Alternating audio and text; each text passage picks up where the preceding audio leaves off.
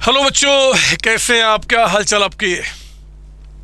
CMA inter group 2 corporate accounting के इस fast track series के अंदर में आज अभी जिस चैप्टर को हम स्टार्ट करेंगे एंड उसका अंत भी करेंगे, उस चैप्टर का नाम है redemption of preference shares and bonus issue. Yes, इन दोनों चैप्टर को आप लोगों ने एक साथ पढ़ा होगा, मैक्सिमम बच्चे आप में से। तो एक साथ हम इन दोनों का प्रॉपर तरीके से फास्ट ट्रैक सीरीज में भी हम एंड करेंगे, बहुत ही मस्त तरीके से। एक एक थ्योरी, एक एक टाइप के प्रैक्टिकल कॉन्सेप्ट जितने भी बन सकते हैं, जो एमसीक्यू बन सकते हैं, उन सबको मैं यहाँ पे कवर करने वाला हूँ। एक काम आप जरूर करेंगे बच्चे कि ये जो नोट्स जिसके थ्रू मैं आपको अगले 2 आवर्स में पूरे चैप्टर को मैं फिनिश कराऊंगा, 2 से ढाई घंटे में, इस नोट्स को आप डाउनलोड करके संभाल के अपने पास रखेंगे, क्योंकि सेम नोट्स एग्जाम के टाइम पे आपको 5 to 10 मिनट्स में पूरे चैप्टर को रिवाइज करने में आपको हेल्प करेगा। आइए ना, शुरू करते हैं अपने फास्ट ट्रैक में redemption of preference shares and bonus issue. देखो, इस चैप्टर को आपने जब मैंने पढ़ाया था रेगुलर क्लास में, और मैं आज भी इस फास्ट ट्रैक सीरीज में भी चाहता हूँ कि एक परेशानी जो बच्चों के दिमाग में होती है ना इस चैप्टर में, पहले मैं उसको एंड कर दूँ। और उसको एंड करने के लिए मुझे ना एक बैलेंस शीट का फॉर्मेट रेडी करके आपके पास आना पड़ेगा। तो मैं आधे सेकंड में गया, आधे सेकंड में आया, एक फॉर्मेट रेडी करके, और फिर इस क्लास को आगे बढ़ाते हैं। अभी गया, अभी आया। स्टार्ट कीजिए कॉन्सेप्ट के साथ, redemption of preference shares and bonus issue. आइए स्टार्ट करते हैं।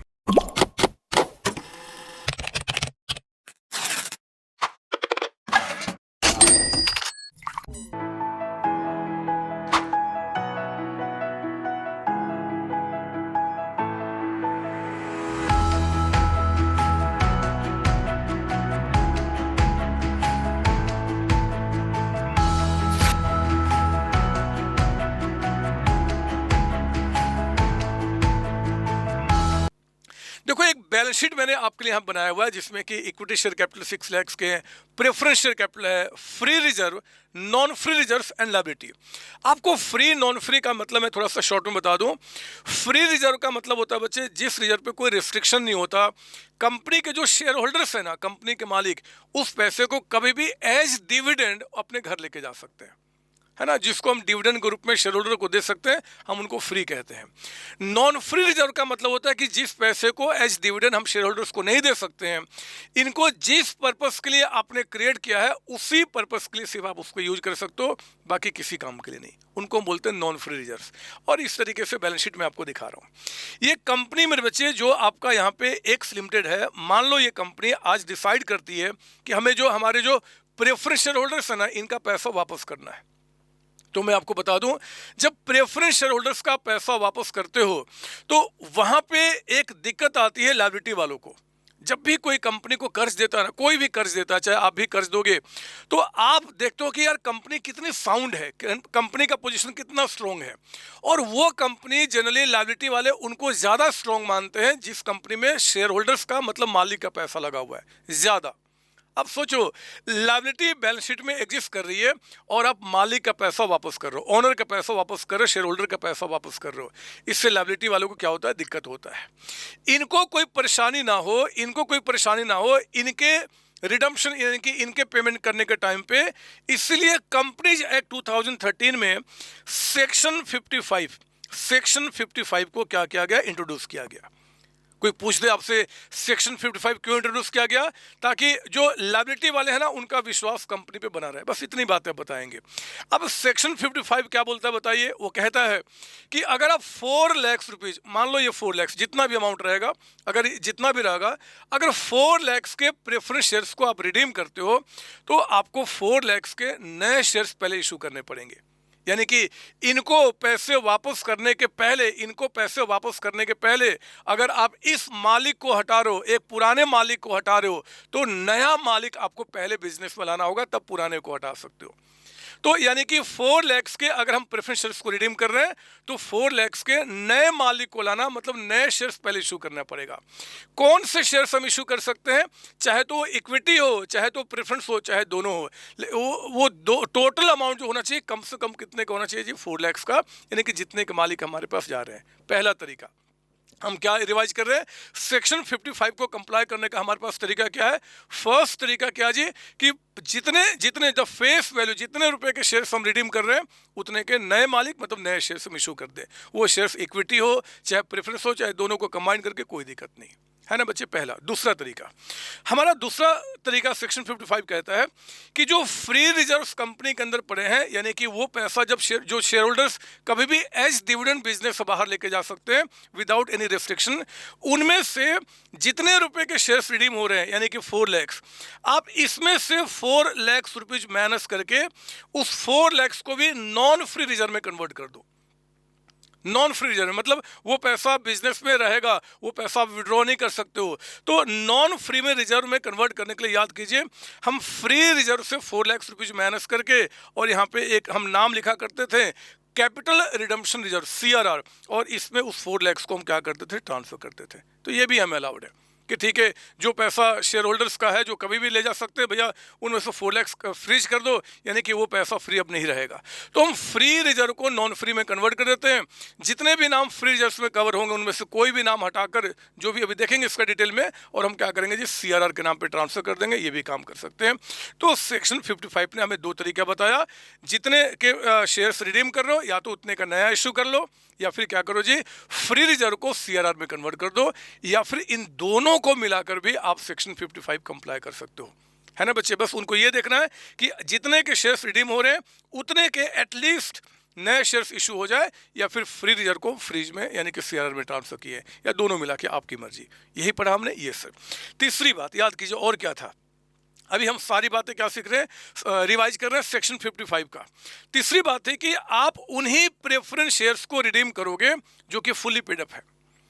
अगर मान लो एग्जाम में क्वेश्चन आ जाए और आपको कहे कि ये जो प्रेफरेंस शेयर्स है ना, ये आपका कहता है कि मान लो जी 50,000 शेयर्स हैं, ये 50,000 शेयर्स हैं of ₹10 each, of ₹10 each, 8 called up या 8 पेड अप, कुछ भी कह दे आपका यहाँ पे।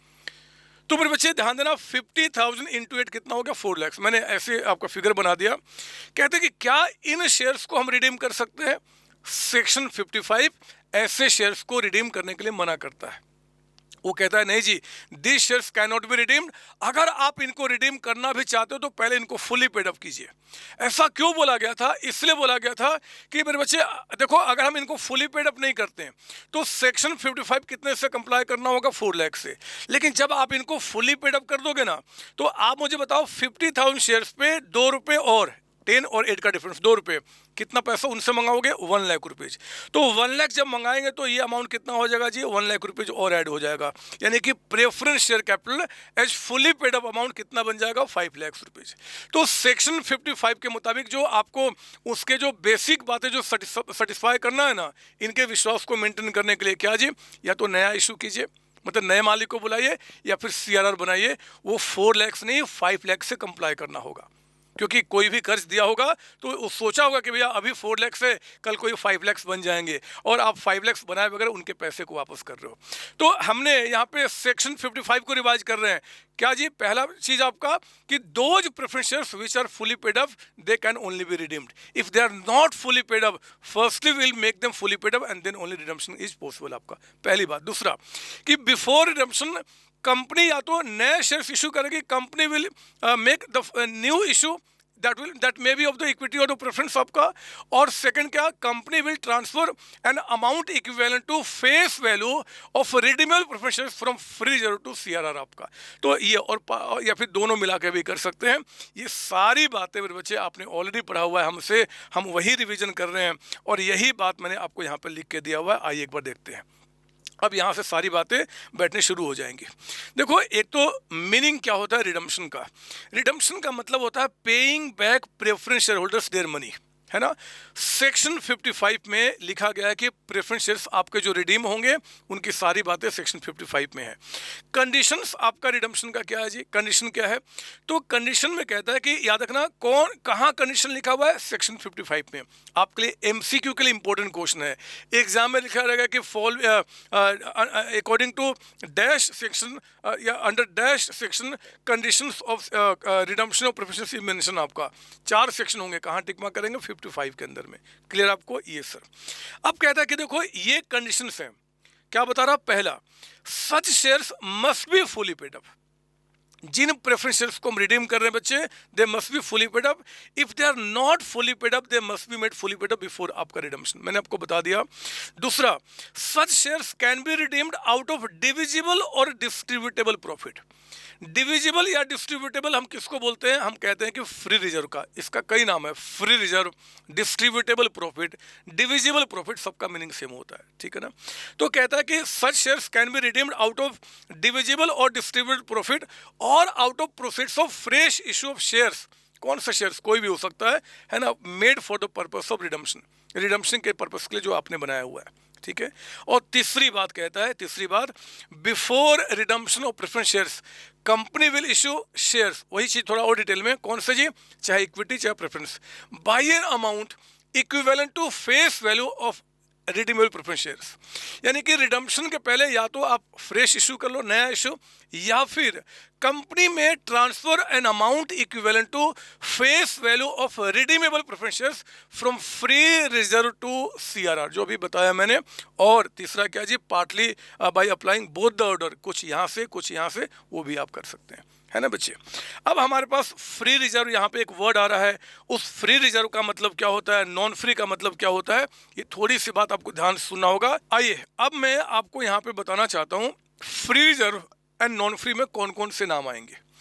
देखो, फ्री रिजर्व में कहते हैं कि जितने भी नाम आपके प्रॉफिट के होते हैं ना बच्चे, जैसे कि हम कहते हैं कि आपका प्रॉफिट लॉस अकाउंट हो गया, जनरल रिजर्व हो गया, रिटेन्ड अर्निंग हो गया, सरप्लस हो गया, ये प्रॉफिट लॉस जो बैलेंस शीट में उसके ही कई सारे नाम होते हैं।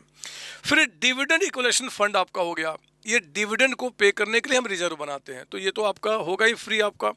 कहता है कि excess provision then actually required, कोई भी प्रोविजन हो, provision for tax, provision for repair, कुछ भी हो, मान लो हमने बैलेंस शीट में 20,000 का दिख रहा है और कहता है कि हमें रिक्वायरमेंट जो है ना आउट ऑफ 26 17 की है, ये हमें एक्चुअल रिक्वायरमेंट वहीं ब्रैकेट में बता दे, चाहे नीचे एडजस्टमेंट में बता दे।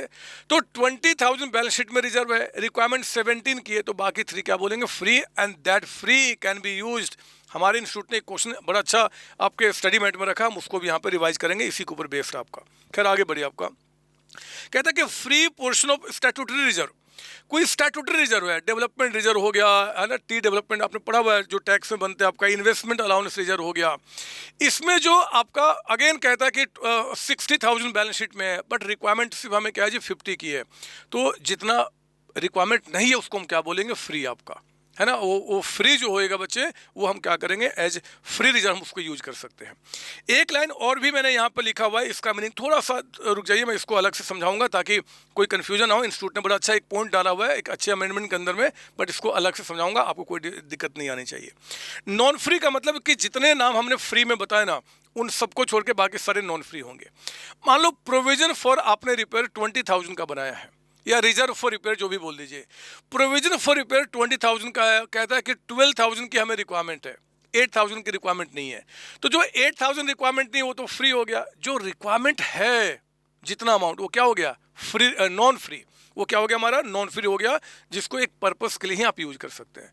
तो वो कोई भी अमाउंट जिसको एक खास पर्पस के लिए आप यूज कर सकते हो, वो हम क्या हो जाएगा, नॉन फ्री हो जाएगा। मैंने यहाँ पे बता दिया है, सिक्योरिटी प्रीमियम हो गया, रिवोल्यूशन रिजर्व हो गया, आपका डिवेंचर्स रिडम्पशन रिजर्व हो गया, बहुत सारे नाम होते हैं। यहाँ पे अगेन एक लाइन मैंने यहाँ पे छोड़ दिया, अभी इसके बारे में थोड़ा सा अलग से समझाऊंगा। सारे बच्चों के पॉइंट्स मुझे दिमाग में बैठाना, हो सकता है एग्जामिनर इसमें गेम खेल ले, तो उनको गेम खेलने नहीं दूंगा, आप चिंता नहीं कीजिए, आगे बढ़िए आप। सीआरआर के ऊपर में राइट ए शॉर्ट नोट्स आ जाए, मैंने ऊपर समझा दिया है, यहाँ पे आप देख लेंगे, हम इसको बाद में पढ़ भी लेंगे, यहाँ पे कहीं कोई दिक्कत नहीं है। पहले मेरे बच्चे, अब जितनी सारी बातें हमने सीखी ना, ये जो सेक्शन 55 के अंदर है, इनको प्रॉपर तरीके से रिवाइज करने के लिए मैंने यहाँ पे लगभग 11-12 क्वेश्चन आपके लिए रखा हुआ है। आइए इनके थ्रू हम बहुत अच्छी तरीके से आपका रिविजन करें। सुनेंगे ध्यान से, आप सुनेंगे। प्रैक्टिस क्वेश्चन यानी कि रिविजन क्वेश्चन नंबर 1 आपका कहता है कि आपका ये रिवीजन करा रहा हूं, कंप्लाई करना section 55 by utilising its own resources. अपने रिसोर्स को यूज करने का मतलब होता है फ्री रिजर्व को यूज करना, मतलब सीआरआर बनाना, है ना। दो ही तरीका था ना बच्चे, या तो क्या करें हम नए शेयर्स इशू करें, या फिर फ्री रिजर्व को सीआरआर में कन्वर्ट कर दें। तो जब फ्री रिजर्व को सीआरआर में कन्वर्ट करते हो, उसी को बोलते हो कि कंपनी ने अपना ही रिसोर्स जो है, अपना रिजर्व को क्या किया, उसने यूज किया है, हमने कोई नया मालिक नहीं बनाया, है ना, इसका मतलब होता है। कहता है क्वेश्चन में, company decided to use its own resources for the purpose of redemption preference shares at par. Redemption क्या हो रहा है, पार पे हो रहा है। Make journal entry in the books of company. ये एक बैलेंस शीट है मेरे बच्चे। एग्जाम में बैलेंस शीट किसी भी रूप में आ सकता है, आपका टी शेप में आ जाए, वर्टिकल में आ जाए, फर्क नहीं पड़ता। आपने क्लास में दोनों तरीके से क्वेश्चन किए हुए हैं, है ना। एग्जाम में अगर बैलेंस शीट कहता है कि बनाओ रिडम्पशन के बाद, तो वो नए फॉर्मेट में ही आपका बनना चाहिए। क्लियर ना? ये सर। अब देखो यहाँ पे आपके बैलेंस शीट में कहता है कि इक्विटी शेयर कैपिटल है, प्रेफरेंस शेयर कैपिटल है। बहुत ध्यान से देखो कि preference share capital fully paid up है कि नहीं। सर है, ना बताया तो फुली पेड अप है। अगर ये शेयर्स फुली पेड अप नहीं होते हैं तो क्वेश्चन आपको बोले चाहे ना बोले, आपको इनको पहले फुली पेड अप करना ही पड़ेगा by making final call, otherwise मेरे बच्चे मार्क्स आपके जीरो हो जाएंगे। तो प्रेफरेंस शेयर कैपिटल 4 लाख का है। रिजर्व में कहता है कि आपका जनरल रिजर्व है, ये क्या होता है, फ्री हमारा होता है। प्रॉफिट लॉस हमारा क्या होता है जी, फ्री होता है। सिक्योरिटी प्रीमियम क्या होता है, नॉन फ्री होता है। डिवेंचर्स और क्रेडिटर्स आपका दोनों साइड 25-25 आपका, इधर आपका एसेट साइड है, ठीक है। अब देखो हमें 4 लाख के प्रेफरेंस रिडीम करने हैं और क्वेश्चन ने कह दिया कि भैया कंपनी अपने रिसोर्स की यूज करेगी। तो इस रिडम्पशन के पहले 4 लाख का हमें क्या क्रिएट करना होगा, सीआरआर। और 4 लाख का अगर हम सीआरआर क्रिएट करेंगे तो मेरे बच्चे फ्री रिजर्व में 2 नाम है, एक और एक 2 नाम। इनमें से कोई भी नाम पहले बाद में यानी किसी भी नाम से आप यूज कर सकते हो, कहीं कोई दिक्कत नहीं है। बट मैंने अपने बच्चों को क्लास में एडवाइस किया है कि जब भी ऑप्शन हो तो पहले प्रॉफिट लॉस को आप यूज करना शुरू करना, फिर रिजर्व को आपका। ऐसे कोई भी करोगे कोई दिक्कत नहीं है। तो इन्हीं को हमने यहाँ पे एंट्री में दिखाया बच्चे, इसकी एंट्री बनाया। पहली एंट्री क्या किया जी, preference share capital to preference share holder account, यानी कि हमने क्या किया, अमाउंट ड्यू किया कि हमें इनको पेमेंट करना है। बट आप जानते हैं कि पेमेंट ड्यू दिखा दो कोई बात नहीं, लेकिन पेमेंट की एंट्री पास करने के पहले आपको सेक्शन 55 कंप्लाई करना ही करना है। तो हमने प्रॉफिट लॉस से 180, रिजर्व से जनरल रिजर्व से 220 और हमने कहाँ ट्रांसफर कर दिया, आपका सीआरआर। याद रखना प्रीमियम का पैसा can not B use for आपका क्रिएशन ऑफ सीआरआर, क्योंकि आपका नॉन फ्री है, सिर्फ फ्री को यूज कर सकते हैं। फ्री में 3-4 नाम होंगे, कोई भी पहले बाद में कर सकते हैं, कहीं कोई दिक्कत नहीं है ना। तो हमने क्या किया जी, आपका यहाँ पे कहाँ चला गया बदमाश, ये हमने आपको दिखाया। और फिर हमने क्या किया, प्रेफरेंस वालों का हमने पेमेंट किया। जैसे पेमेंट किया लायबिलिटी खत्म हो गया, टू बैंक अकाउंट। क्लियर आपको? ये सर। आइए सेकंड प्रैक्टिस क्वेश्चन, यानी कि रिवीजन क्वेश्चन नंबर 2। यहाँ पे मैं 55 को कंप्लाई करूंगा बाय न्यू शेयर्स इशू करके। कहता है कि assume in the previous question, पिछले वाले क्वेश्चन में एज्यूम कीजिए कि company decided to issue new equity shares of 10 each at par to comply section 55 को कंप्लाई करने के लिए इस पर कहते हैं कि हम नए मालिक को लेकर आएंगे, अपना रिसोर्स यूज नहीं करेंगे। और जब नए मालिक को लेकर आएंगे तो कौन सा मालिक जी, इक्विटी। हम कोई भी मालिक ला सकते हैं, इक्विटी चाहे प्रेफरेंस, आपका क्वेश्चन पक्का बताएगा। और जो नया मालिक आएगा उसका एक शेयर कितने का बता रहा है, 10 रुपीज़ का। आओ ना शुरू करते हैं।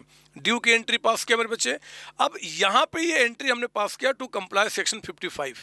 एग्जाम में आपको नरेशन में बताना होगा कि भैया 4 लाख रुपये से हमें सेक्शन 55 कंप्लाई करना था, एक शेयर आपका 10 रुपये का है, तो हमने कितने शेयर्स इशू किए हैं, 40,000 शेयर्स इशू किए हैं। तो आप नरेशन क्या लिखेंगे, being 40,000 equity shares issued at ₹10 is to comply section 55। Sir इसको भी दिखाएंगे, इसकी कोई रिक्वायरमेंट नहीं है, बट ये बात जरूर बताना कि कितने शेयर्स आपने इशू किए हैं, है ना, उनको पता होना चाहिए बच्चे। और फिर अगली एंट्री में हमने क्या किया, उनका पेमेंट कर दिया। इसमें कोई दिक्कत आपको नहीं सर, तो हमने सारी बातें बता दी। नाउ हमने सेक्शन 55 कंप्लाई के 2 तरीके होते हैं, दोनों का मैंने रिवीजन करा दिया। मैंने एक चीज़ बता दिया, एग्जाम में जब भी क्वेश्चन आएगा हमेशा चेक करो कि जो बैलेंस शीट में प्रेफरेंस शेयर्स है वो फुली पेड अप है कि नहीं है। अगर नहीं तो पहले उनको फुली पेड अप करना होगा। हो सकता है 90% केस के अंदर में एग्जाम में शेयर्स को फुली पेड अप करने के लिए नहीं बोलेगा, वो कहेगा बस रिडीम कर दो। तो ये अंडरस्टूड है मेरे बच्चे कि जो शेयर्स पार्टली पेड अप है they can not be redeemed, तो हमें पहले उनको फुली पेड अप करना ही करना है, क्वेश्चन बोले चाहे ना बोले। कोई डाउट इसके अंदर में? नहीं सर। चलिए हम थर्ड प्रैक्टिस क्वेश्चन पे आते हैं, बट उसके पहले एक छोटा सा नोट आपके लिए मैं बता दूं रिवीजन के तौर पे। कहता है कि ये पता है, ये जो प्रेफरेंस शेयर्स है ना जिनको आप रिडीम कर रहे हो, ये जो प्रेफरेंस शेयर्स कितने थे बैलेंस शीट में, ये 40,000 शेयर्स थे मेरे बच्चे, और इनकी फेस वैल्यू कितने थी, 10 रुपये वाली, है ना। ये जो प्रेफरेंस शेयर्स आप रिडीम कर रहे हो, जो 10 रुपीज जिसकी फेस वैल्यू है, कहते हैं कि they can be redeemed, preference shares में बी रिडीम्ड, कहता है कि एट पार और एट प्रीमियम। आप इनका रिडम्पशन करने जाओ तो पार या प्रीमियम किसी भी कर सकते हो। आपको पता होना चाहिए कि प्रेफरेंस शेयर्स पार या प्रीमियम पे हो गए, रिडीम डिस्काउंट पर नहीं हो सकते। है ना, वो हमें मना किया गया है। तो रिडम्पशन पार या प्रीमियम पे होगा। लेकिन चाहे रिडम्पशन पार पे करो चाहे प्रीमियम पे, जो कंप्लायंस ऑफ सेक्शन 55 है ना, मतलब जी या तो नए शेयर्स इशू कीजिए या फिर सीआरआर बनाइए। It is required only up to क्या जी, face value of redeemable preference shares. जितने रुपए के प्रेफरेंस शेयर्स रिडीम कर रहे हो उनकी जो फेस वैल्यू है उतने तक ही कंप्लाई करना है। याद है ना आपको? मैं एक बार और दिखा दूं। जैसे ये आपके 40,000 शेयर से बच्चे 10 रुपीज वाले, तो अमाउंट कितना हो गया? 4 लैक्स। अगर क्वेश्चन कहता है कि आप इनको रिडीम करना चाहते हो, आप इनको रिडीम करोगे एट प्रीमियम ऑफ ₹2, यानी कि जब आप इनको रिडीम करोगे बच्चे तो 40,000 इंटू 12 आप इनको पे करोगे। इन एनी सर्कमस्टांसेज आपको जो सेक्शन 55 कंप्लाई करना है, यानी कि नया इशू करना या फिर सीआरआर, वो हमेशा क्या होगा? 4 लाख से चेक किया जाएगा। इन सारी बातों का रिवीजन कराने के लिए क्लास में तो बहुत सारे क्वेश्चन किया आपने, मैंने क्वेश्चन नंबर 3 आपके लिए बनाया है। आइए देखते हैं क्या बता रहा है, और इसमें पार्टली वाला कॉन्सेप्ट भी लेकर आऊंगा। रिविजन करा रहा हूँ of concept of partly paid up shares. Shares क्या है? पार्टली पेड अप है। And compliance of section 55 and writing off premium. कुछ 3 बातें मैं रिवाइज कराऊंगा। देखिए कैसे कहता है कि इक्विटी शेयर कैपिटल 5 लाख के, आप देख सकते हो कि प्रेफरेंस शेयर कैपिटल मेरे बच्चे 4 लाख बता रहा है ऑफ ₹10 और 8 पेड अप। 8 पेड अप कह दे, कोल्ड अप कह दे, कोई दिक्कत नहीं है। तो मुझे बताओ ये 4 लाख का अमाउंट ये कितने शेयर्स रहे होंगे जी? अगर आपको शेयर्स का नंबर जानना है तो हमेशा पेड अप अमाउंट से डिवाइड करते हैं, क्योंकि बाहर में अमाउंट जो होता है वो पेड अप होता है, यानी कि 50,000। तो फिलहाल ये 50,000 आपके प्रेफरेंस शेयर्स हैं ऑफ रुपीज़ कितना जी? 8 पेड के हिसाब से बैलेंस शीट में बाहर दिख रहा है। क्या अभी रिडीम हो सकते? नहीं, इससे पहले फुली पेड अप करना होगा। ठीक है। रिजर्व में कहता है कि जनरल रिजर्व है, प्रॉफिट लॉस है, सिक्योरिटी प्रीमियम है, ये फ्री हो गया, ये फ्री हो गया, ये हमारा क्या हो गया? नॉन फ्री आपका हो गया। नॉन फ्री हो गया तो ये नॉन फ्री, ठीक है। करंट लायबिलिटी है एंड नॉन करंट लायबिलिटी है, सब ठीक है। नीचे पढ़िए आप, preference shares were due for redemption at a premium of 10% on the above date. हमें इस बार प्रेफरेंस शेयर्स को रिडीम करना है प्रीमियम पे। कहता है कि company decided to use its own resources to the maximum extent. इस सेक्शन 55 को कंप्लाई करने के लिए कंपनी अपना रिसोर्स का मतलब क्या? सीआरआर बनाना, वो मैक्सिमम करना चाहती है, लेकिन हाँ subject to living a balance of 50,000 in general reserve. जब वो फ्री रिजर्व को सीआरआर में ट्रांसफर करेगी तो वो 50,000 का अमाउंट रिजर्व फ्री में छोड़ देना चाहती है, बाकी पैसे ट्रांसफर करना चाहती है। उसके बाद अगर रिक्वायरमेंट आती है तो कंपनी नए इक्विटी शेयर्स इशू करने को तैयार है, जो कि 10 रुपीज वाला। कहता है बताओ सीओसी के बुक में क्या एंट्री पास की जाएगी? मेरे बच्चे पहले तो आप क्या करेंगे कि क्वेश्चन ने कहीं पर भी नहीं बोला कि आपको शेयर्स को फुली पेड अप करना है। मैंने बताया हुआ है क्लास में भी, बोले चाहे ना बोले, पहले आप उनको क्या कीजिए? फुली पेड अप कीजिए। तो जब फुली पेड अप करोगे तो क्या होगा जी? आपको 50,000 इंटू आपका 10 और 8 यानी कि 1 लाख रुपये आप उनसे फाइनल कॉल करोगे। तो आपने इशू ऑफ शेयर्स ऑलरेडी पढ़ा हुआ है। हमने क्या किया? Preference share final call to preference share capital account. और अगली एंट्री में ये मानते हुए कि पैसा आ गया होगा, हमने क्या किया? वो पैसा रिसीव कर लिया। सर हम क्यों मानेंगे कि पैसा आ गया? क्योंकि अगर पैसा नहीं आया होता मेरे बच्चे तो shares can not be redeemed. तो हम यही तो एज्यूम करेंगे कि हाँ जी पैसा आ गया होगा और उसके बाद आगे बढ़ेंगे। सर क्या हमें किसी नोट को लिखने की जरूरत है? कोई जरूरत नहीं है, वो अंडरस्टूड है, इसी पे क्वेश्चन बेस होता है। आप नोट लिख दोगे तब भी कोई दिक्कत नहीं, बट कोई रिक्वायरमेंट नहीं है। इसके बाद मेरे बच्चे अब हम क्या करेंगे जी? ये तो हमारा शेयर्स फुली पेड अप आपके हो गए। अब हमने क्या किया? ये देखो, प्रेफरेंस शेयर कैपिटल 5 लाख से डेबिट किया, 4 लाख नहीं, क्योंकि जो 4 लाख का अमाउंट था ना, इसमें 1 लाख रुपीज और जब हमने कॉल करके प्रेफरेंस शेयर कैपिटल में ट्रांसफर किया तो 5 लाख हो गया। हमने क्या किया? 5 लाख से कॉल किया, ड्यू किया, तो 5 लाख से प्रेफरेंस शेयर कैपिटल को डेबिट किया।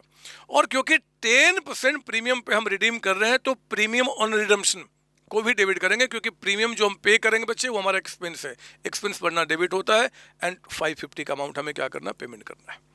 मुझे आप जल्दी बताओ ना, आपको बहुत सारी बातें रिकॉल हो गई होंगी दिमाग में कि ऐसे तो देख के लगता है कि हमने जो प्रेफरेंस शेयर्स रिडीम कर रहे हैं उनकी फेस वैल्यू तो 5 लाख है, बट उनको हम पेमेंट कितना कर रहे हैं? 550। जो रिडीम कर रहे हैं उनकी फेस वैल्यू 5 है, बट पेमेंट कितना कर रहे हैं? 550। सेक्शन 55 जो आपको कंप्लाई करना है, बताओ 5 लाख से करना है कि 550 से करना है? Sir 5 lakhs. Shares may be redeemed at par or premium, but compliance is required only up to क्या जी? Face value of redeemable preference shares. मैंने इस नोट में आपको दिया था, आपने पहले पढ़ा भी है, मैंने आपको रिवाइज भी करा दिया। यहाँ पे ये देखिए, नोट फॉर एग्जाम में मैंने आपको यहाँ पे लिखा हुआ है। है ना। पेमेंट किसी भी चीज़ पे हो, कंप्लायंस सिर्फ फेस वैल्यू से आपको होना होता है। तो यानी कि 5 लाख रुपये से हमें कंप्लाई करना होगा। और क्वेश्चन ने 5 लाख से कंप्लाई करने के लिए क्या बोला है कि पहले आप क्या कीजिए जी, जितना CRR बना सकते हो उतना बनाओ। तो हमने क्या किया, देखा कि हम CRR कितना बना सकते हैं। ऐसे तो मेरे बच्चे CRR बनाने के लिए ये खत्म हो गया, ये तो है नहीं हमारे पास, इसको मैं हटा देता हूँ दिमाग से आपका, ये हमारे पास है ही नहीं, है ना। हमारे पास क्या है जी, हमारे पास दो नाम है, एक ये और एक ये। क्वेश्चन एक और चीज बोला है कि जनरल रिजर्व में 50,000 का हमें मिनिमम बैलेंस छोड़ देना है, ठीक है। यानी कि जो CRR बनाओगे उसमें प्रॉफिट लॉस से 180 और यहां से कितना 150, वही काम किया हमने। ये देखिए आपका 180 एंड 150 और हमने क्या किया, CRR में ट्रांसफर कर दिया, ठीक है ना बच्चे। हमें सेक्शन 55 कितने से कंप्लाई करना था sir, compliance were required by 5 lakh rupees. 5 lakh से बताइए कितने से कंप्लाई हो गया आपका 330, कितना भी और कमी की रिक्वायरमेंट है 170। उस 170 का हमने क्या किया, नए शेयर्स इशू कर लिए, bank account debited to equity share capital account. Examiner को जरूर बता देना कि जो न्यू शेयर्स इशू हुए हैं उनका नंबर भी दे देना कि 17,000, अच्छा लगेगा उनको, न्यू इक्विटी शेयर्स इशू किया गया टू कंप्लाई सेक्शन 55। क्लियर आपको, ये सर। एक बार मेरे बच्चे सेक्शन 55 कंप्लाई हो गया तो अब हम प्रेफरेंस वालों को यहाँ पे पेमेंट कर सकते हैं। कितना पेमेंट करना, 550। तो आपने क्या किया, preference shareholders account debited to bank account, payment कर दिया। एक ही चीज ध्यान रखना, पेमेंट की एंट्री जब भी करोगे उसके पहले आपका सेक्शन 55 कंप्लाई हो जाए। अब ये जो हमने प्रीमियम ऑन रिडम्पशन जो हमने पे किया था बच्चे, ये हमारा क्या था जी, एक्सपेंस था, एक्सपेंस।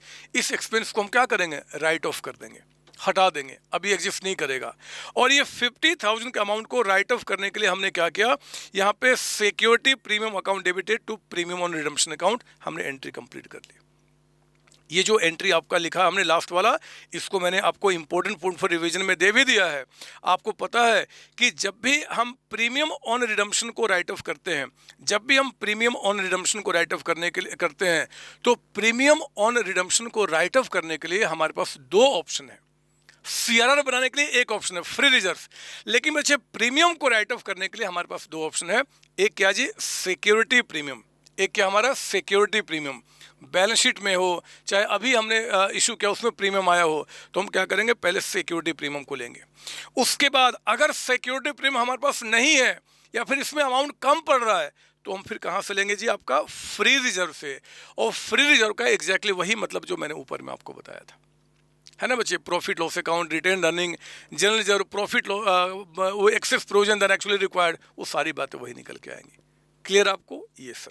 तो हमने क्या किया सर, आपने इस क्वेश्चन में सिक्योरिटी प्रीमियम आपने यूज किया, आपने प्रॉफिट लॉस अकाउंट क्यों नहीं यूज किया, मतलब फ्री रिजर्व आपने क्यों नहीं यूज किया, क्योंकि मेरे बच्चे प्रीमियम ऑन रिडम्पशन को राइट ऑफ करने के लिए हमारे पास पहला ऑप्शन मैंने क्या दिया था, सिक्योरिटी प्रीमियम। तो आप चेक करना क्या आपके पास सिक्योरिटी प्रीमियम है। अगर सिक्योरिटी प्रीमियम बैलेंस शीट में नहीं है तो ही आप क्या करेंगे, फ्री रिजर्व को यूज करेंगे। आप देखो ना, हमें कितना राइट ऑफ करना था जी, हमें राइट ऑफ करना था सिर्फ 50,000 करना था ना। और देखो बैलेंस शीट में खूब सारे अमाउंट रहे होंगे। सिक्योरिटी प्रीमियम जो कि एक नॉन फ्री रिजर्व होता है, नॉन फ्री को जहां जहां उसका पर्पस बताया गया है वहीं पे आप यूज कर सकते हैं। तो मेरे बच्चे सेक्शन 52 आपने पढ़ा हुआ है। सेक्शन 52 में कहा गया है कि प्रीमियम जो है आपका, that can be used for writing off premium on redemption. तो आप क्या करेंगे, ये 220 का अमाउंट है ना, हमें सिर्फ 50 के अमाउंट की रिक्वायरमेंट थी, हमने इसी से क्या किया, उसको राइट ऑफ कर दिया। अगर ये सिक्योरिटी प्रीमियम नहीं होता तो हम फिर क्या करते हो, फ्री रिजर्व को यूज करते, बट यहाँ पे कोई दिक्कत नहीं है। क्लियर आपको, ये सर। ये बातें मैंने आपको यहाँ पे बता दी। अब एक चीज मैं आपको बताना चाहता हूँ, बहुत ध्यान से बात सुनना। एक छोटा सा अमेंडमेंट है, कई सारे बच्चे आप उसको नहीं पढ़े होंगे, लेकिन अगर कहीं एग्जाम में ट्रिकी क्वेश्चन एग्जामिनर बनाने की कोशिश किया ना, तो शायद वो क्वेश्चन आपके दिमाग में वो एग्जाम डाल सकता है। पता है क्या, सुन लो बदमाश। देखो फ्री रिजर्व यहां भी था ना, प्रीमियम ऑन रिडम्पशन को राइट ऑफ करने के लिए फ्री रिजर्व का ऑप्शन आपके पास, बोलो हाँ, ये सर। और हमने जो CRR बनाया था बच्चे, CRR को बनाने के लिए भी हमारे पास यहाँ पर ऑप्शन क्या था, फ्री रिजर्व का। याद है आपको, CRR जो बनाना उसके लिए भी क्या था, फ्रॉम फ्री रिजर्व आपका था ना, ये सर। पता मैं क्या बोलना चाहता हूँ, पता है फ्री रिजर्व में एक नाम होता है, मैं उस नाम को बता दूं। एक नाम होता है बच्चे कैपिटल रिजर्व। क्या हमने बोला, कैपिटल रिजर्व। जब फ्री रिजर्व की हम बात करते हैं तो फ्री रिजर्व में एक नाम होता है कैपिटल रिजर्व, ये भी फ्री रिजर्व होता है, ये भी फ्री हमारे पास है। कई डिस्प्यूट्स है कि ये फ्री है कि नॉन फ्री, बट हमारा इंस्टीट्यूट कहता है कि भैया फ्री रिजर्व जो है ना, कैपिटल रिजर्व, वो भी हम फ्री मानेंगे, फ्री रिजर्व है, ठीक है ना। लेकिन ध्यान से सुनना, इस फ्री रिजर्व के में बच्चे जब भी हम आपको सीआरआर को हम क्या मानेंगे जी, ये भी हमारा क्या है, फ्री रिजर्व। यहाँ तक क्लियर आपको? ये सर, तो पता है सीआरआर भी यूज हो सकता है टू कंप्लाई सेक्शन 55, सॉरी क्या बोले, कैपिटल रिजर्व। कैपिटल रिजर्व भी यूज हो सकता है to comply section 55।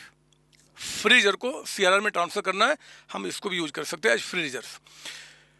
Premium on redemption को राइट ऑफ करने के लिए भी हम यूज कर सकते हैं कैपिटल रिजर्व को। दोनों ही पर्पस के लिए capital reserve can be used, क्योंकि कैपिटल रिजर्व को भी हम क्या मानते हैं, फ्री रिजर्व।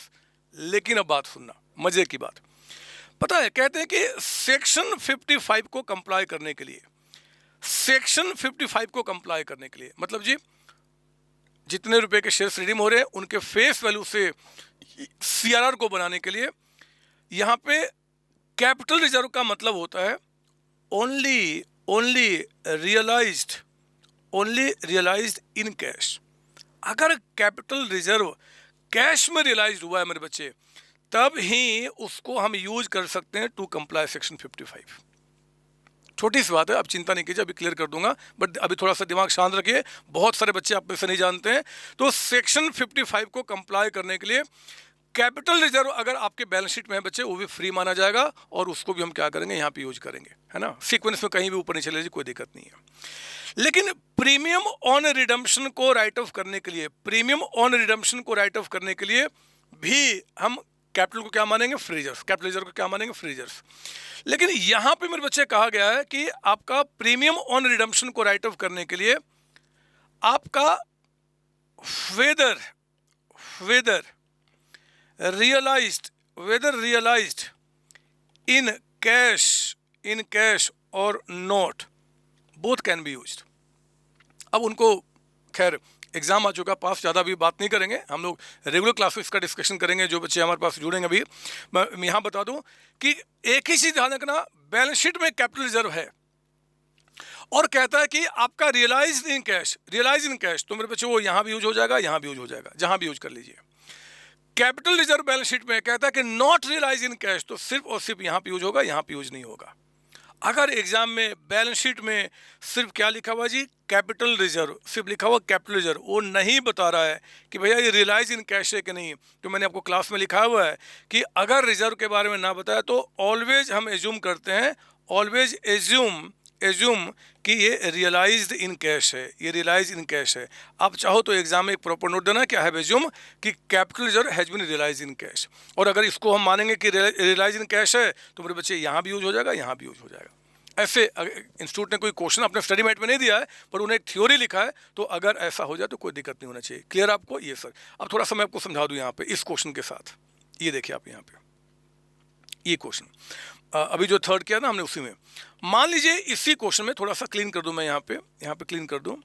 अगर मेरे बच्चे आपके पास यहाँ पे लिखा रहता क्या जी, ये छोड़ो ना, आगे मैं देख लूँगा उसको, ये छोटी सी बात है क्यों अभी कंफ्यूज करें आपको। ये क्लियर आपको? यस।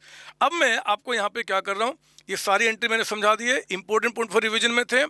अब यहाँ पे ध्यान देना, ये क्या बता रहा है, यहाँ पे मैंने बोल दिया इंपॉर्टेंट नोट में, here free reserve includes all items mention above मतलब क्या, ऊपर में यहाँ जो बताया था। चेक कीजिए, मैंने यहाँ पे लिख दिया। अब आपको पूरी क्लियरिटी आएगी कि ये जो हमारा सेक्शन 55 है, इसको कंप्लाई करने के लिए जब हमने फ्री रिजर्व का नाम लिखा था ना बच्चे, तो आप देख सकते हैं कि फ्री रिजर्व के डेफिनेशन में हमने कहा था capital reserve realise in cash only. अगर कैपिटल रिजर्व बैलेंस शीट में है और कह दे कि रियलाइज इन कैश है, तो मेरे बच्चे वो भी क्या करेंगे जी, फ्री मानेंगे, and that can be used for creation of CRR. कोई डाउट इसके अंदर में? नहीं सर। तो वहां पे प्रीमियम ऑन रिडम्पशन को राइट ऑफ करने के लिए हमने बोला कि ये सारे जो आपके हैं वो तो आपके वहां पे फ्री रिजर्व में होंगे ही होंगे, ये तो नाम यहाँ पे आएगा ही आएगा, है ना। ये देखिए मैंने कहा कि जो थे here free reserves includes all items mention above, जो वहाँ पे थे उनके साथ साथ as well as capital reserve non cash होगा वो भी आप यूज कर सकते हैं प्रीमियम ऑन रिडम्पशन को राइट ऑफ करने के लिए। एग्जाम में अगर ट्रिकी क्वेश्चन बनाने की कोशिश किया तो मेरे सारे बच्चे, यानी कि आपकी बात कर रहा हूं, आपको बिल्कुल सचेत रहना है स्माइल फेस के साथ, क्योंकि और कुछ होता नहीं इसको परेशान करने वाला, कोई डाउट इसके अंदर में। और हाँ, अगर कैपिटल रिजर्व ना बताए कि रिलाइज इन कैश है कि नहीं, तो हम क्या बोलते हैं, कैश में रिलाइज है, ठीक है, और फिर आगे बढ़ जाएंगे, ठीक है ना। मैंने फर्दर क्लेरिफिकेशन आपको यहाँ पे दे दिया ताकि आपको लिखने की जरूरत ना पड़े। सीआरआर को बनाने के लिए capital reserve realise in cash can only be utilise, लेकिन फॉर राइटिंग ऑफ प्रीमियम आपका कैपिटल रिजर्व आपका चाहे कैश हो चाहे नॉन कैश हो, दोनों यूज हो सकता है। अब इसको हम ज़्यादा तजुर्बा नहीं देते हैं और हम आगे बढ़ते हैं। अभी कुछ नोट नंबर 2 है जो हम बाद में डिस्कस करेंगे, है ना। हम लोग अब आगे बढ़ते हैं नोट नंबर 3 के साथ। आपका नोट नंबर 3 ये आप ऑलरेडी कर चुके हैं। Redeemable preference shares must be fully paid up. If they are not fully paid up they must be made fully paid up before redemption. कर तो लिया बदमाश ऊपर में। फोर्थ नोट भी आप क्लियर कर चुके हैं। For complying section 55 new shares में be issued at par of premium but compliance of section 55 कितने चाहिए जी, फेस वैल्यू से। सर ये पीछे आपने लिखा दिया, तो फिर यहाँ पे नोट क्यों दिया? इसलिए नोट दिया मेरे बच्चे क्योंकि एग्जाम में एमसीक्यू बन जाए कि बताओ जी प्रेफरेंस शेयर्स रिडीम हो रहे हैं प्रीमियम पे बट कंप्लायंस कितने से करना होगा, तो फेस वैल्यू, इस बात को ध्यान रखेंगे, है ना, कोई दिक्कत नहीं होनी चाहिए। आइए जरा अब मैं कुछ 2 क्वेश्चन और आपको यहाँ पे प्रैक्टिस कराऊं। एग्जाम में हो सकता है कि इस पे आपका ये बन जाए, क्या बोलते हैं जी, एमसीक्यू बन जाए, तो हम उसके लिए तैयार रहेंगे। और बड़े क्वेश्चन में तो सब आते ही आते हैं। कहता है कि प्रेफरेंस शेयर कैपिटल 6 लाख है। मैं अब इसको समझा रहा हूँ थोड़ा और डिटेल में, आपको रिवाइज करा रहा हूँ actually. Preference share capital 6 lakh है। रिडीमेबल कहता है कि 20% प्रीमियम पे। Calculate number of equity shares to be issued to comply section 55 if such new issue is at 25% premium। तो मेरे बच्चे आप मुझे बताओ कि अगर हम प्रेफरेंस शेयर्स को रिडीम कर रहे हैं जिसकी फेस वैल्यू 6 लाख है, रिडम्पशन 20% प्रीमियम पे हो रहा है, तो आपको कंप्लाई कितने से करना है? सेक्शन 55 कितने से कंप्लाई करना है? फेस वैल्यू यानी कि 6 लाख। तो हमने क्या किया, ऊपर में देखो टू चेक कंप्लायंस सेक्शन 55 हमने ऊपर में क्या लिखा, 6 लाख रुपीज़ का अमाउंट, 6 लाख का। अब 6 लाख से कंप्लाई करने के लिए आप जो न्यू शेयर्स इशू कर रहे हो, वो आपका कितने का है जी? कहता है कि इशू सच न्यू शेयर्स, लेकिन न्यू शेयर्स जो इशू हो रहा है उसका फेस वैल्यू नहीं बता रहा है। मेरे बच्चे अगर फेस वैल्यू ना बताए तो चेक करना कि बैलेंस शीट में जो हमारे इक्विटी शेयर्स एग्जिस्ट कर रहे हैं उनकी फेस वैल्यू कितनी है, उतने ही मान लेना। अगर बैलेंस शीट में जो इक्विटी शेयर्स है उनका भी फेस वैल्यू नहीं बताता, तो आपको पता है कि पूरे अकाउंटेंसी में हम 10 रुपीज़ फेस वैल्यू मानते हुए हम क्वेश्चन को सॉल्व करते हैं। तो यही मानते हुए कि 6 लाख से जो आपको सेक्शन 55 कंप्लाई करना है, उसके लिए जो हम नए शेयर्स इशू कर रहे हैं वो एक शेयर कितने का है, 10 रुपये का, 10 रुपीज़ का। लेकिन इशू हो रहा है 25% प्रीमियम पे, यानी कि 2 रुपीज़ 50 पैसे प्रीमियम हो गया। तो एक शेयर जब इशू करूंगा तो हमारे पास पैसे कितने आएंगे, 12.50, 12.5 रुपये। जब हम सेक्शन 55 को कंप्लाई करने के लिए नए शेयर्स इशू करेंगे तो 10 का शेयर्स 12.5 के रेट से इशू कर रहे हो, तो शेयर्स इशू करने के बाद पैसा हमारे पास कितना आएगा, 12.5 रुपये, 12.5। लेकिन मेरे बच्चे आप जानते हैं कि सेक्शन 55 को कंप्लायंस को चेक करने के लिए हम इशू चाहे पार पे हो चाहे इशू प्रीमियम पे हो, हमेशा हम क्या करते हैं, फेस वैल्यू से डिवाइड करके हम निकालते हैं कि नंबर ऑफ शेयर्स हमें कितने इशू करने पड़ेंगे। इसका लॉजिक अब आप ऑलरेडी पढ़े हुए हैं, लॉजिक दोबारा क्या समझाना, लंबा टाइम जाएगा, हम लोग रिवीजन कर रहे हैं। तो याद रखना सेक्शन 55 का कंप्लायंस किससे करना होगा जी, फेस वैल्यू से, हमने वो लिखा। सेक्शन 55 को कंप्लाई करने के लिए अगर हम नए शेयर्स इशू कर रहे हैं और वो शेयर्स इशू हो चाहे पार पे चाहे प्रीमियम पे, कंप्लायंस को चेक करने के लिए हमेशा हम क्या करेंगे, उसके फेस वैल्यू से ही हम आपका चेक करेंगे कितना आपका कंप्लायन हुआ। तो एक शेयर का फेस वैल्यू कितना, 10, तो हमें 60,000 शेयर्स इशू करने पड़ेंगे टू कंप्लाई सेक्शन 55। क्लियर आपको? बोलो हाँ, ये सर। तो ये बातें हमने बता दी है और ये सारी बातें आपको मैंने क्या क्या समझा दिया है ना, ये सारी बातें आपको ऑलरेडी समझा दिया। ठीक है, अब मैं आपको 5th क्वेश्चन में लाने के पहले छोटी सी बात आपको बताना चाहता हूँ, छोटी सी बात। और उसके लिए मुझे पता वो कहाँ लेके आना होगा, फिर से क्लास के स्टार्टिंग में, यानी कि यहाँ पे जहाँ से हमने क्या किया था, शुरू किया था। मैं इसको साफ सुथरा करूँगा आपको वो बात समझाने के लिए। बार बार समझाना क्यों बोल रहा हूँ, रिवाइज कराने के लिए। एक्चुअली सब पता आपको, बस मैं चाहता हूँ कि रिविजन भी ना स्क्रैच से आपका होना चाहिए ताकि कोई कन्फ्यूजन दिमाग में ना रह जाए। ये कितना अमाउंट था, 3 लाख। ठीक है ना। अब मैं इसको क्लियर कर लूँ पूरा, पहले ये लीजिए, ये सब क्लियर करूँगा। अब मेरी बात ध्यान सुनो, मैं क्या बताना चाहता हूँ। देखो, आप जानते हैं कि इस चैप्टर में बच्चे कंफ्यूज होते हैं दो जगह पे। एक तो सेक्शन 55 का कंप्लायंस, मैं बार बार कहता हूँ, 1000 बार कहता हूँ कि सेक्शन 55 का जो कंप्लायंस है ना, वो कंप्लायंस सिर्फ इस साइड के लिए होता है, सिर्फ इस साइड के लिए। मतलब या तो हमें 55 कंप्लाई करना है तो भैया हमारा इस साइड क्या है कि पहले जैसे स्थिति दिखे, हम इनको हटा रहे हैं, नए शेयर्स लेकर आएंगे 4 लाख का, ये चाहिए। या फिर हम क्या करेंगे जी, इसमें से 4 माइनस करके हम क्या करेंगे, आपका CRR में ट्रांसफर कर देंगे, इस साइड के लिए होता है। हमने क्या क्या सेक्शन 55 कंप्लाई कर लिया। मान लो कैसे कर लिया जी, फ्री रिजर्व का नाम से हमने 4 लाख रुपीज माइनस करके और हमने CRR क्रिएट कर लिया 4 लाख का अमाउंट, कंप्लायंस हो गया। We are now free to make redemption of preference shares. Now second बात जिसके बारे में सेक्शन 55 नहीं कहता, बट मैनेजमेंट में रहकर आपको सोचना पड़ेगा, क्या जी, हमें जो प्रेफरेंस शेयर्स मेरे बच्चे 4 लाख रुपीज के हैं, 4 लाख के, हमें इनको रिडीम करना है। रिडीम करने के लिए we need money, we need पैसा, हमें पैसा चाहिए। चेक करो, जब preference share capital 4 lakh rupees के, जब हमें इनको रिडीम करना है तो क्या उतना पैसा रिडम्पशन के पहले बैंक में है?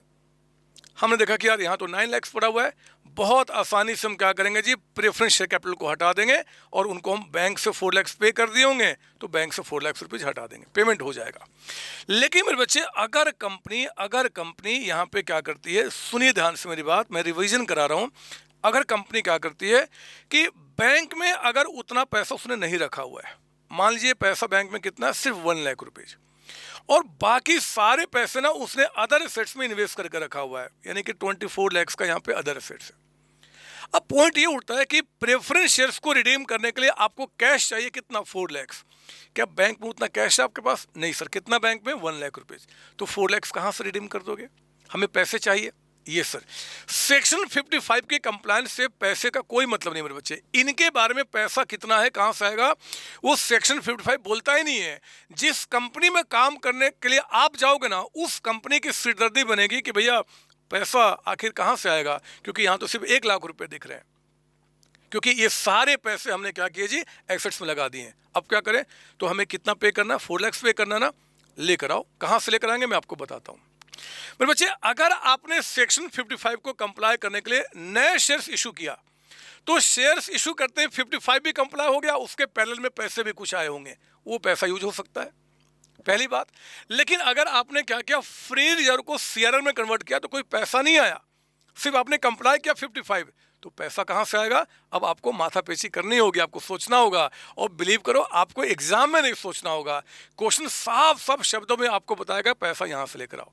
वो कहेगा कि भैया जो आपके अदर एसेट्स है ना, इसमें एक इन्वेस्टमेंट है, कोई एसेट्स है, उसको बेच दो। तो मान लो मेरे बच्चे, इन्वेस्टमेंट अगर 2 लाख का है, अगर हम इसको बेच देंगे तो ये 2 लाख हम यहाँ से अदर एसेट्स में कम कर देंगे और पैसा हमारे पास 2 लाख आ जाएगा। 2 लाख से जितने में बिका होगा उतना पैसा आ गया होगा।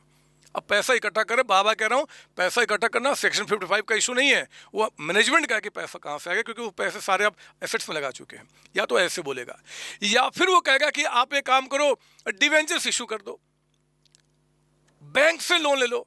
तो डिवेंचर्स इशू करेंगे, बैंक से लोन लेंगे तो क्या होगा, यहाँ पे आपकी लायबिलिटी बढ़ जाएगी, उतना पैसा बैंक में आ जाएगा। लेकिन हाँ, डिवेंचर्स इशू करना, बैंक से लोन लेना, मेरे बच्चे सेक्शन 55 नहीं है, वो बस पैसा कहाँ से आएगा उसका वो इंतजाम कर रहा है, तो हम उससे पैसा ले लेंगे जी।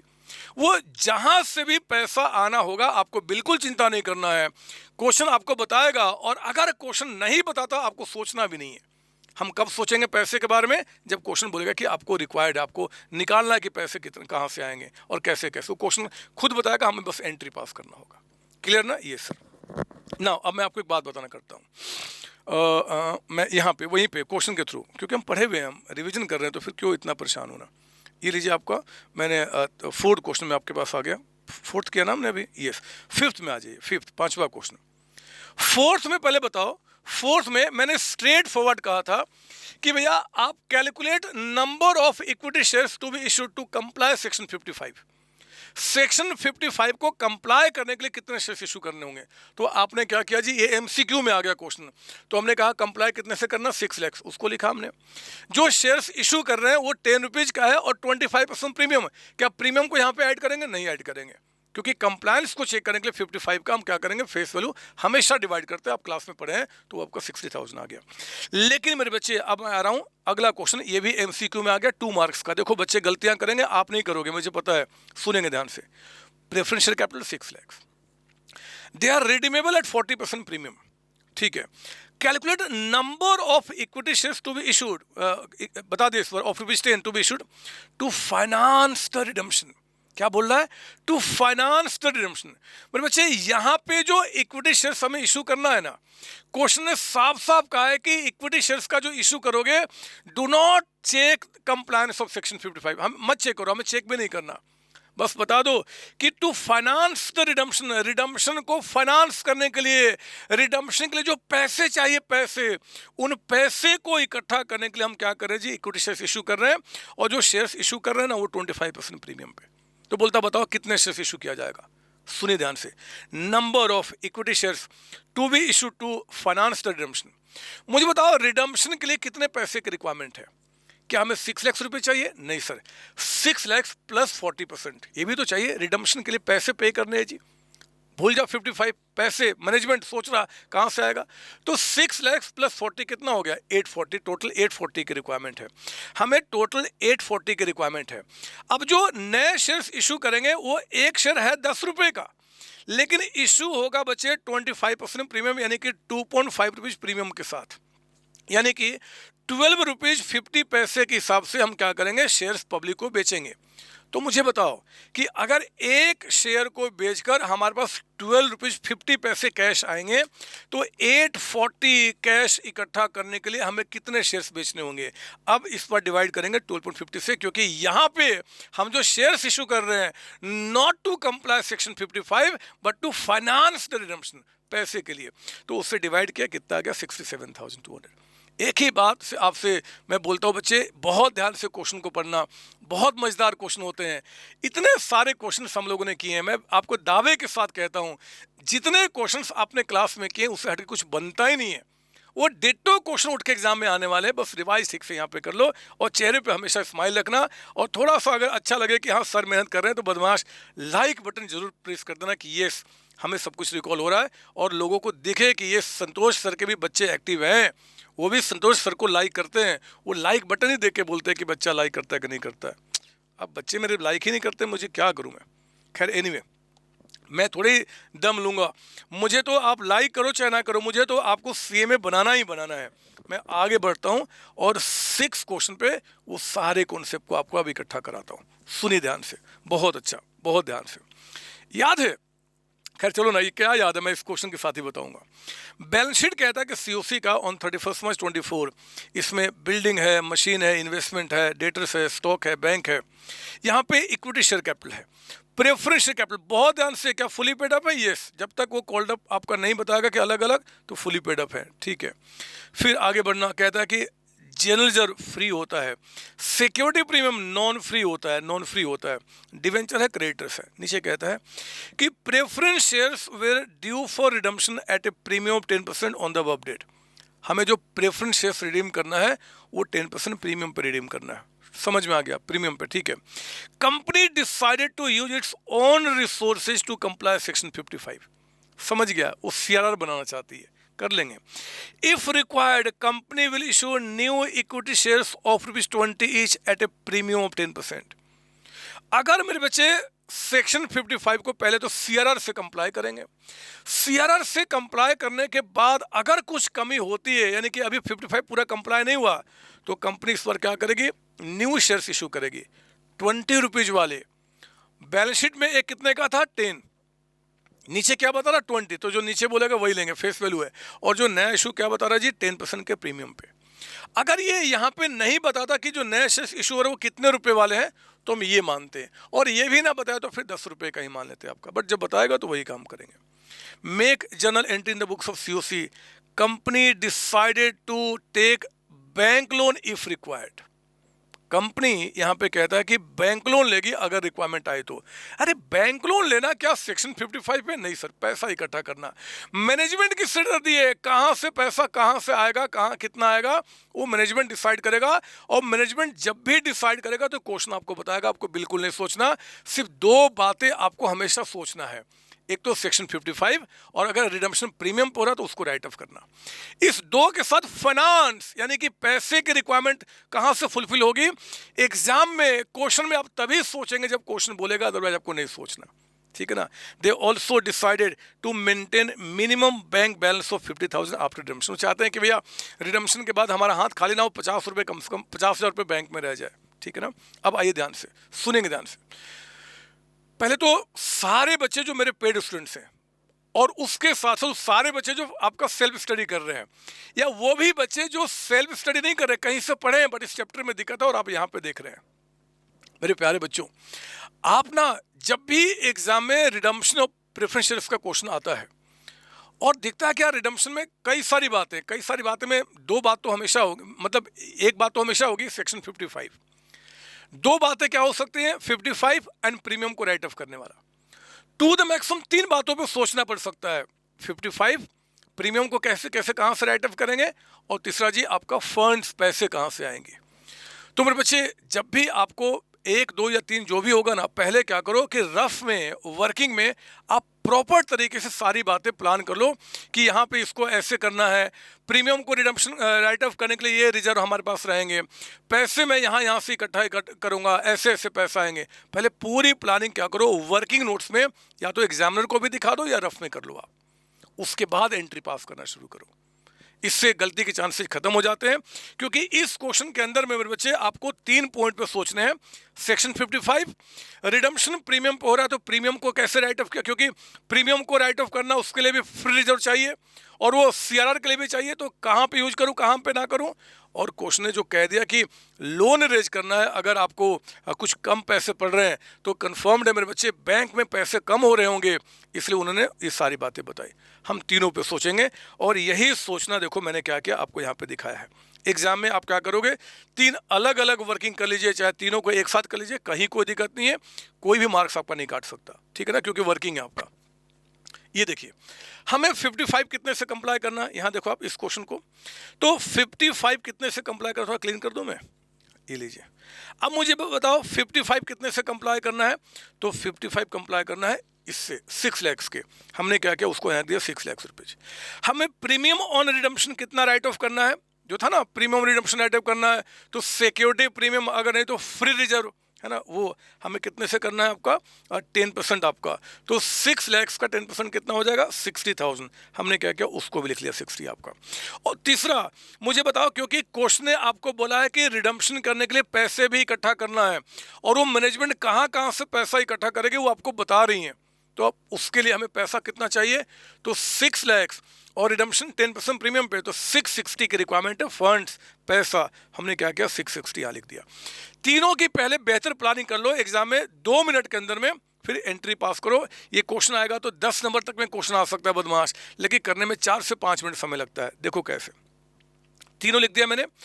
तीनों में पहले हमारी सोच कहाँ से शुरू होगी, हमेशा एग्जाम में यहाँ से, पहले आप इसको सोचना है ना, पहले इसको, फिर दूसरे में हम क्या करेंगे जी, इसके बारे में सोचेंगे, और तीसरे में हमेशा क्या करेंगे, इसके बारे में सोचेंगे। जनरली कोशिश करना, बाकी कोई भी पहले बाद में हो सकता है, कोई दिक्कत नहीं, बहुत प्रैक्टिस किया आपने। आप आइए जरा, पहले मैं प्रीमियम ऑन रिडम्पशन के बारे में सोचता हूँ। मैंने क्या लिखा, नेवर फॉरगेट टू फॉलो, सोचते हैं इन वर्किंग नोट्स। अब एग्जाम में आप सोचते हैं मत लिखना, मैंने पेड क्लास में बच्चों को बोलते हैं कि सोचते हैं वो, तो आप सिंपली वर्किंग नोट्स इसको बनाना शुरू करेंगे एग्जाम में। सोचते हैं नहीं लिखना, अदरवाइज एग्जामिनर सोचेगा कि पता नहीं क्या हो गया, तो वो नहीं, ठीक है ना। अब आइए मुझे बताओ प्रीमियम ऑन रिडम्पशन कितना राइट ऑफ करना, 60। पहला ऑप्शन क्या था, सिक्योरिटी प्रीमियम।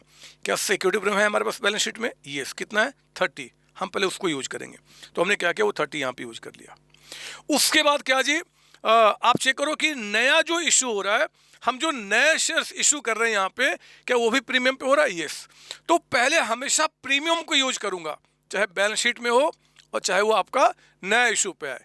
अगर प्रीमियम हमारे पास नहीं है बच्चे, तो ही हम कहाँ जाएंगे, फ्री रिजर्व पे। है ना, फ्री रिजर्व पे। तो अभी तो हमने क्या किया, यहाँ पे आके रुक गए और अभी हमें इसके बारे में नहीं पता नहीं अभी नया इशू पे कितना प्रीमियम आएगा, रुक गए, कोई बात नहीं, अब यहाँ पे आ जाइए इसके बारे में सोचने के लिए। हमें 6 लाख से कंप्लाई करना है। हम लोग CRR क्वेश्चन ने कहा है कि company decide to use its own resources to comply section 55। अपना रिसोर्स मतलब क्या, CRR। तो पहले क्या बनाएंगे जी, हम CRR बनाएंगे। हम CRR कितना बना सकते हैं, तो CRR देखते हैं कितना बना सकते हैं। CRR बनाने के लिए हमारे पास क्या है जी, CRR में था आपका फ्री रिजर्व, और फ्री में हमारे पास क्या है जी, आपका जनरल रिजर्व। यहाँ पे कितना, 270 का अमाउंट। तो मेरे बच्चे 270 तो मैं मैक्सिमम CRR बना सकता हूँ।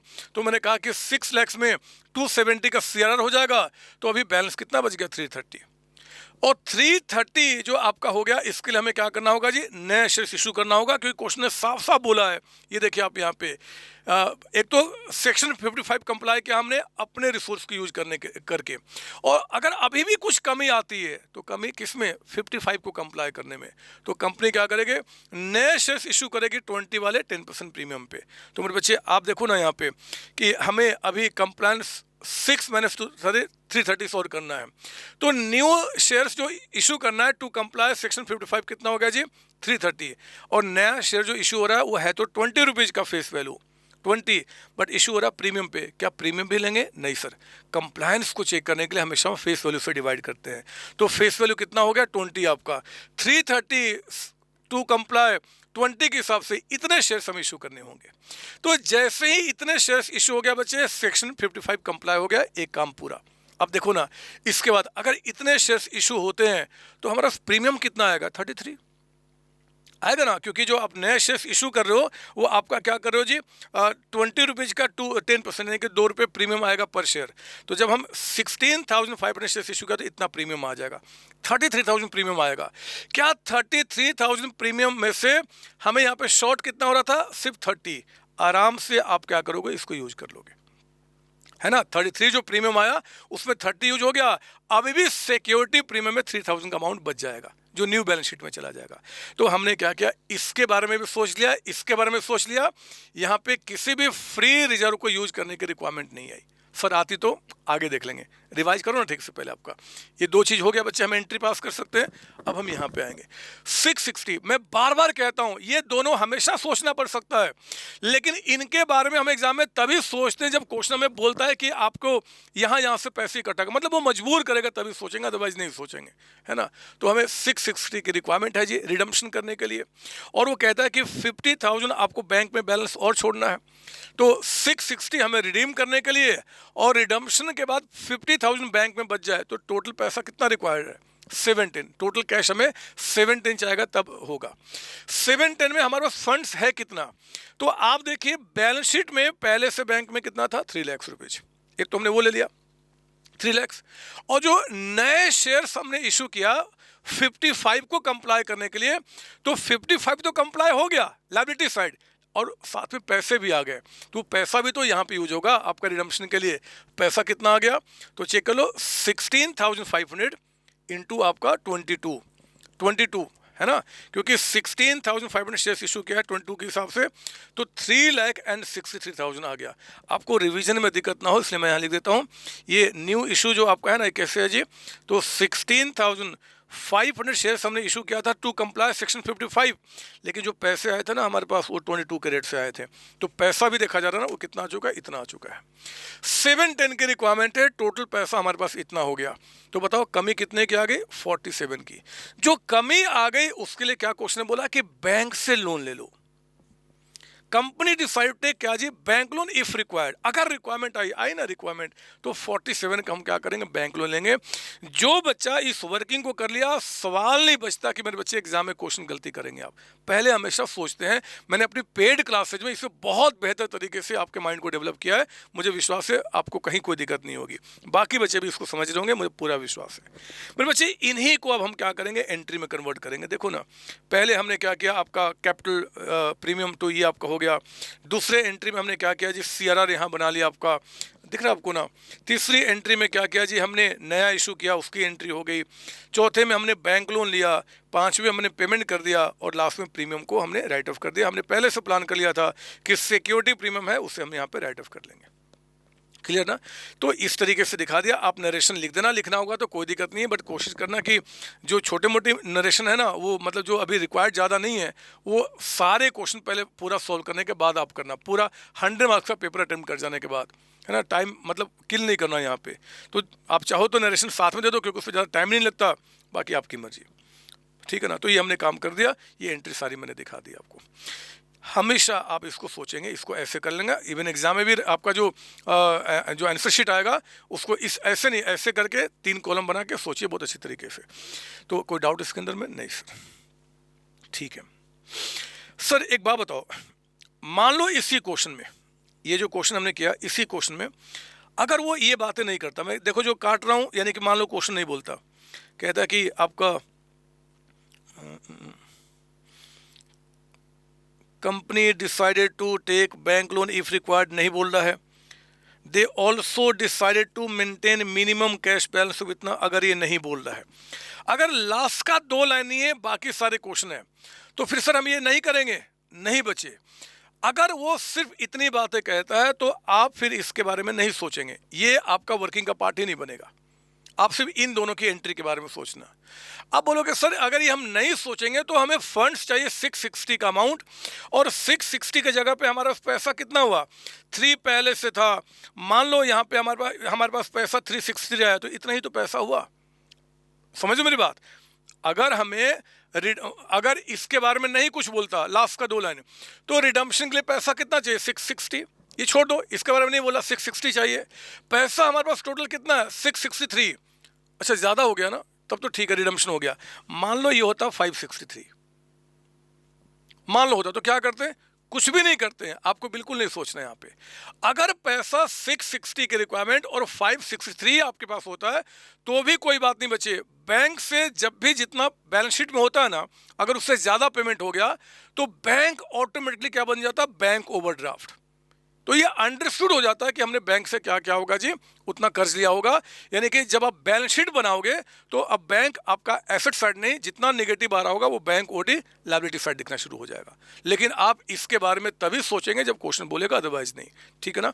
तो मैं थोड़ा स्लो चल रहा हूँ ताकि सारे बच्चे समझ जाए, प्यारे बच्चे होते हैं और कहीं गलती ना कर जाए, क्योंकि इससे क्वेश्चन एग्जाम में जनरली हमेशा आता ही आता है और आप परेशान ना हो, इसलिए तो मैंने यहाँ पर दे दिया। आप इसको समझ जाएंगे, ये बातें हो गई आपकी, ठीक है।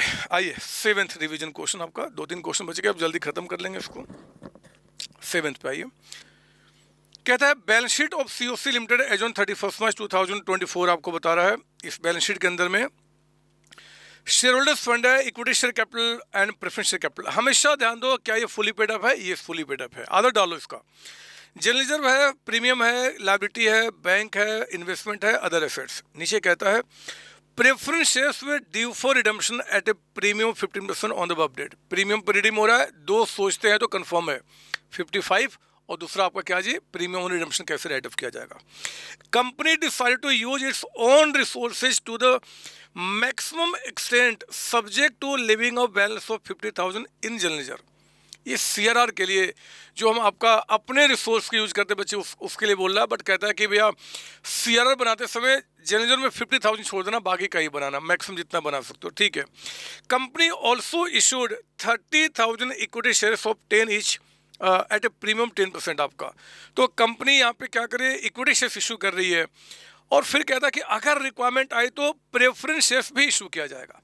यानी कि क्वेश्चन पढ़ के लगता है कि शायद 55 कंप्लाई आपका CRR और इक्विटी शेयर से नहीं हो पा रहा है, कुछ कमी आएगी, अगर आएगी तो देख लेंगे हम, वहाँ पे क्या करेंगे जी, आपका प्रेफरेंस शेयर्स इशू कर लेंगे। और सोचते तो हम पहले बनाएंगे ही बनाएंगे। बोलता है कि make entry in the books of COC।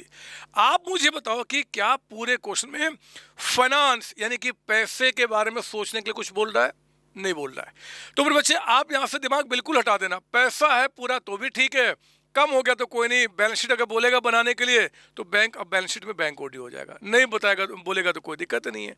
आपको दो के बारे में सोचना है, और मैं चाहता था ना कि इसका सोचते मैं आपके साथ ही बनाऊं ताकि एक बार उसका भी रिवीजन हो जाए। तो ये लीजिए मैंने क्या किया, सॉल्यूशन के अंदर में पहले आप मेरे साथ चाहो तो बना लो, आपका प्रैक्टिस हो जाएगा। वी आर स्टार्टिंग यहाँ पे सोचते हैं, है ना। हमने क्या किया, एग्ज़ाम में आप मत लिखना, सोचते हैं। और आप क्या कीजिए जी, हमें एक कंप्लायंस पूरा करना है सेक्शन 55, और एक आपका प्रीमियम ऑन रिडम्पशन को राइट ऑफ करने का कंप्लायंस आपका। आप बताओ सेक्शन 55 हमें कितने से कंप्लाई करना है सर? 9 लाख से। 9 लाख का 15% प्रीमियम ऑन रिडम्पशन कितना हो जाएगा? 1,35,000। हमेशा सोचने की शुरुआत हम यहाँ से करें, बाकी अपने आप आदत चलते होता है ना कि शुरुआत कहाँ से करें, तो यहाँ से बाकी अपने आप बहना शुरू कर दोगे। तो देखो ना, प्रीमियम ऑन रिडम्पशन को राइट अप करने का पहला option security premium, balance sheet में हमारे पास है यस कितना 50। तो आपने क्या किया, सिक्योरिटी प्रीमियम जो हमारे बैलेंस शीट में 50,000 हमने उसको ले लिया। क्या और चाहिए? यस, अभी तो बहुत सारा चाहिए, अभी तो सिर्फ 50 हुआ। अब हम क्या करेंगे, एक बार नीचे चेक करते हैं कहीं और कुछ प्रीमियम है, क्योंकि अगर प्रीमियम कम हो जाएगा बच्चे तो हम क्या करेंगे, आपका जनरल रिजर्व का ऑप्शन मतलब फ्री रिजर्व का ऑप्शन हमारे पास आता है। तो यहाँ देखो क्वेश्चन ने साफ साफ कहा है कि कंपनी ऑल्सो इशूड आपका 30,000 इक्विटी शेयर्स प्रीमियम 10% आपका। तो मेरे बच्चे अगर हम 30,000 इक्विटी शेयर्स को इशू करेंगे तो बताओ जरा कि आपके पास जो प्रीमियम आएगा, प्रीमियम ऑन न्यू इशू, कोई भी प्रीमियम हो, चाहे नया इशू का चाहे पहले से बैलेंस शीट में हो, that can be use for writing off premium on redemption. तो बताओ आपका कितना हो जाएगा? इक्विटी शेयर्स इशू कर रहे हैं, लेकिन जो शेयर्स इशू कर रहे हैं उसका फेस वैल्यू नहीं बता रहा है, हमेशा बैलेंस शीट में जो होगा वही देखना, फिर ना हो तो 10 रुपये। तो आपका 10 रुपीज़ का 10% कितना होगा? 1 रुपये। तो 30,000 शेयर्स पे हमारे पास कितना आ जाएगा? 30,000। ये लीजिए हमने क्या किया, इसको भी ले लिया। आउट ऑफ 135 हमारा 80,000 तो यूज हो गया ना बच्चे प्रीमियम से। अभी और कितने की कमी आ रही है, क्योंकि अब तो कहीं प्रीमियम हमारे पास नहीं आ रहा है। 135 में अगर हम 80 को हटाते हैं, अभी भी हमें यहाँ पे 55,000 का अमाउंट चाहिए। और अब क्योंकि प्रीमियम हमारे पास नहीं है तो हमारे पास एक ही ऑप्शन है फ्री रिजर्व, और उस फ्री रिजर्व में हमारे पास क्या दिख रहा है, जनरल रिजर्व जो बैलेंस शीट में आपका है वो यूज होगा, और काम पूरा ये हमारा बराबर हो गया। देख रहे हो सोचने का फायदा? ये सर। अब आइए यहाँ पे सेक्शन 55 जो 9 लाख रुपीज करना बचे, इसमें क्वेश्चन ने कहा है कि पहले आप क्या कीजिए, CRR जितना आप कर सकते हो। तो मेरे बच्चे CRR करने के लिए सिर्फ एक ही रिजर्व तो है, फ्री रिजर्व, जिसमें नाम क्या है, जनरल रिजर्व। अमाउंट कितना दिख रहा है? 2 लाख रुपये। उस 2 लाख में से आप देखो कि 55 मेरा वहाँ पे यूज होगा, तो पहले उसको हटा दीजिए। और इस अकाउंट में हमें मिनिमम कितना बैलेंस छोड़ना है जी? 50,000। क्वेश्चन की रिक्वायरमेंट है, वो भी छोड़ दीजिए आप। तो हम इसमें से निकाल कितना सकते हैं? सिर्फ 95,000। यानी कि CRR जो मेरे बच्चे आप बना सकते हो टू द मैक्सिमम कितना? 55। और मुझे बताओ जरा, जो इशू ऑफ इक्विटी शेयर्स, हम लोग यहाँ पे जो इक्विटी शेयर्स इशू कर रहे हैं, वो इक्विटी शेयर्स इशू करके सेक्शन 55 कितने से कंप्लाई होगा? तो आप देखो ना, जो इक्विटी शेयर्स इशू कर रहे हैं क्वेश्चन के अंदर में, we are issuing 30,000 equity shares. ऐसे तो एक शेयर आपका 10 रुपये का है, इशू 10% प्रीमियम यानी कि 11 के हिसाब से हो रहा है। लेकिन मेरे बच्चे सेक्शन 55 का कंप्लायंस हमेशा चेक करने के लिए आपको अगर नंबर ऑफ शेयर्स निकालना है तो भी फेस वैल्यू से डिवाइड करना है, कितने से कंप्लाई हुआ अगर वो निकालना है तो भी आपको फेस वैल्यू से।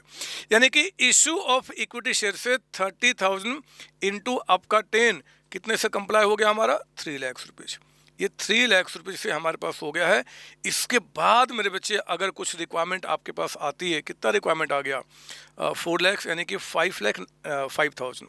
अगर हमारे पास कोई रिक्वायरमेंट आती है तो इसी के लिए हम क्या करेंगे, न्यू क्वेश्चन कहता है कि प्रेफरेंस शेयर्स इशू किया जाएगा।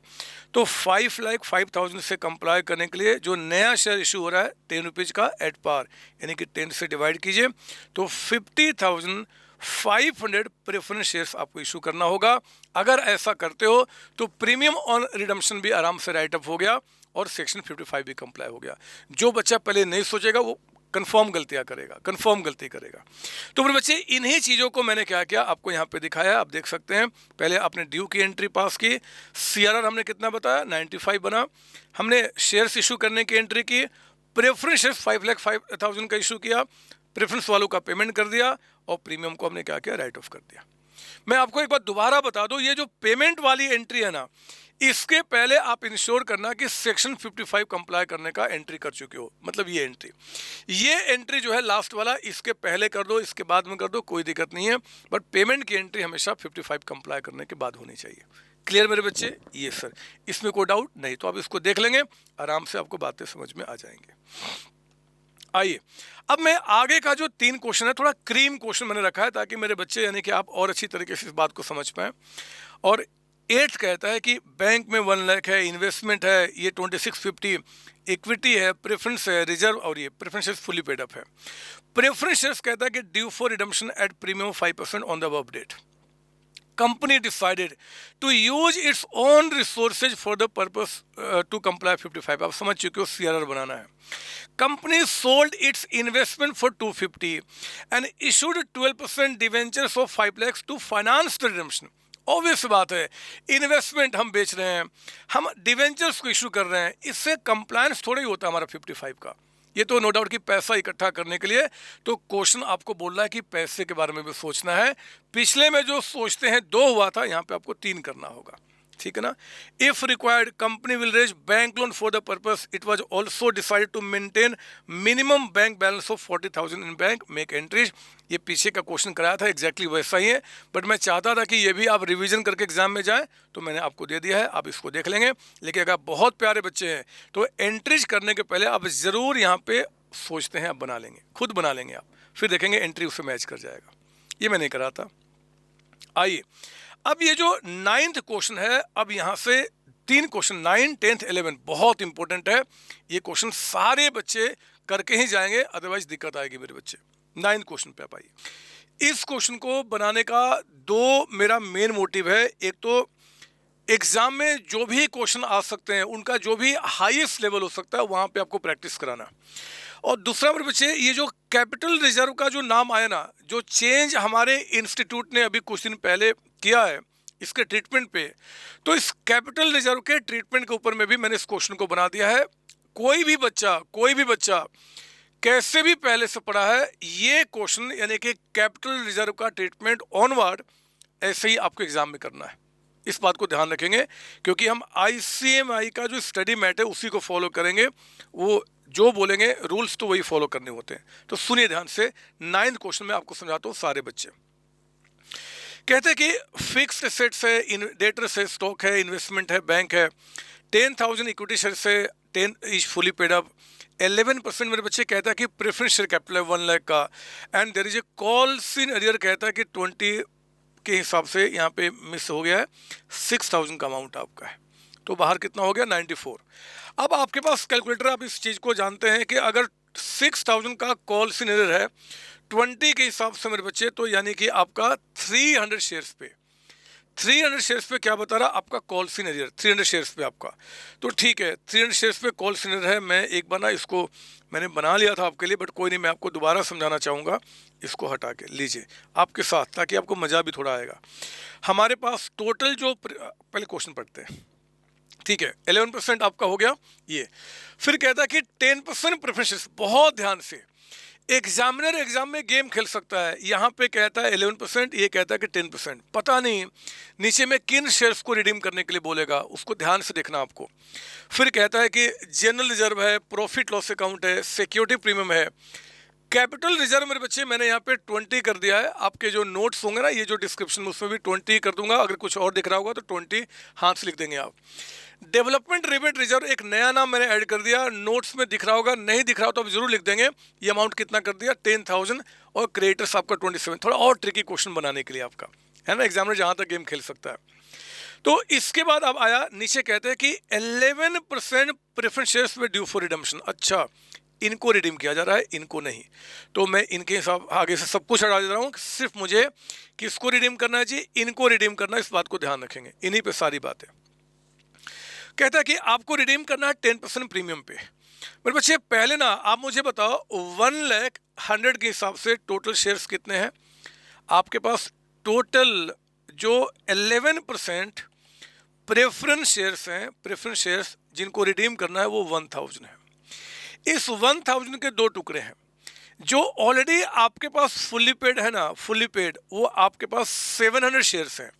और जो शेयर्स आपके पास पार्टली पेड है, पार्टली पेड, वो पता है शेयर्स कितने हैं? 300 आपके पास है ना। 1000 में 700 फुली पेड अप है और आपका देखो 300 शेयर्स पे आपका क्या है जी? Partly paid, only because of क्या? Call senior. मतलब हमने इनसे कॉल तो कर लिया है लेकिन इन्होंने पैसे नहीं दिए बदमाश ने, यानी कि हम कॉल नहीं कर सकते, यानी कि अब इनको दोबारा कॉल करेंगे। अब सुनो ध्यान से, एग्जाम में क्या क्या बोल सकता है, हम लोगों ने 2 क्वेश्चन इस पे किए हुए हैं। ये जो 300 शेयर्स है ना, ये 300 शेयर्स आपका, या तो क्वेश्चन आगे बिल्कुल साइलेंट है, कुछ भी नहीं बोलता इनके बारे में, तो मेरे बच्चे इनको अब कॉल तो नहीं किया जा सकता ना, कॉल तो हो चुका है।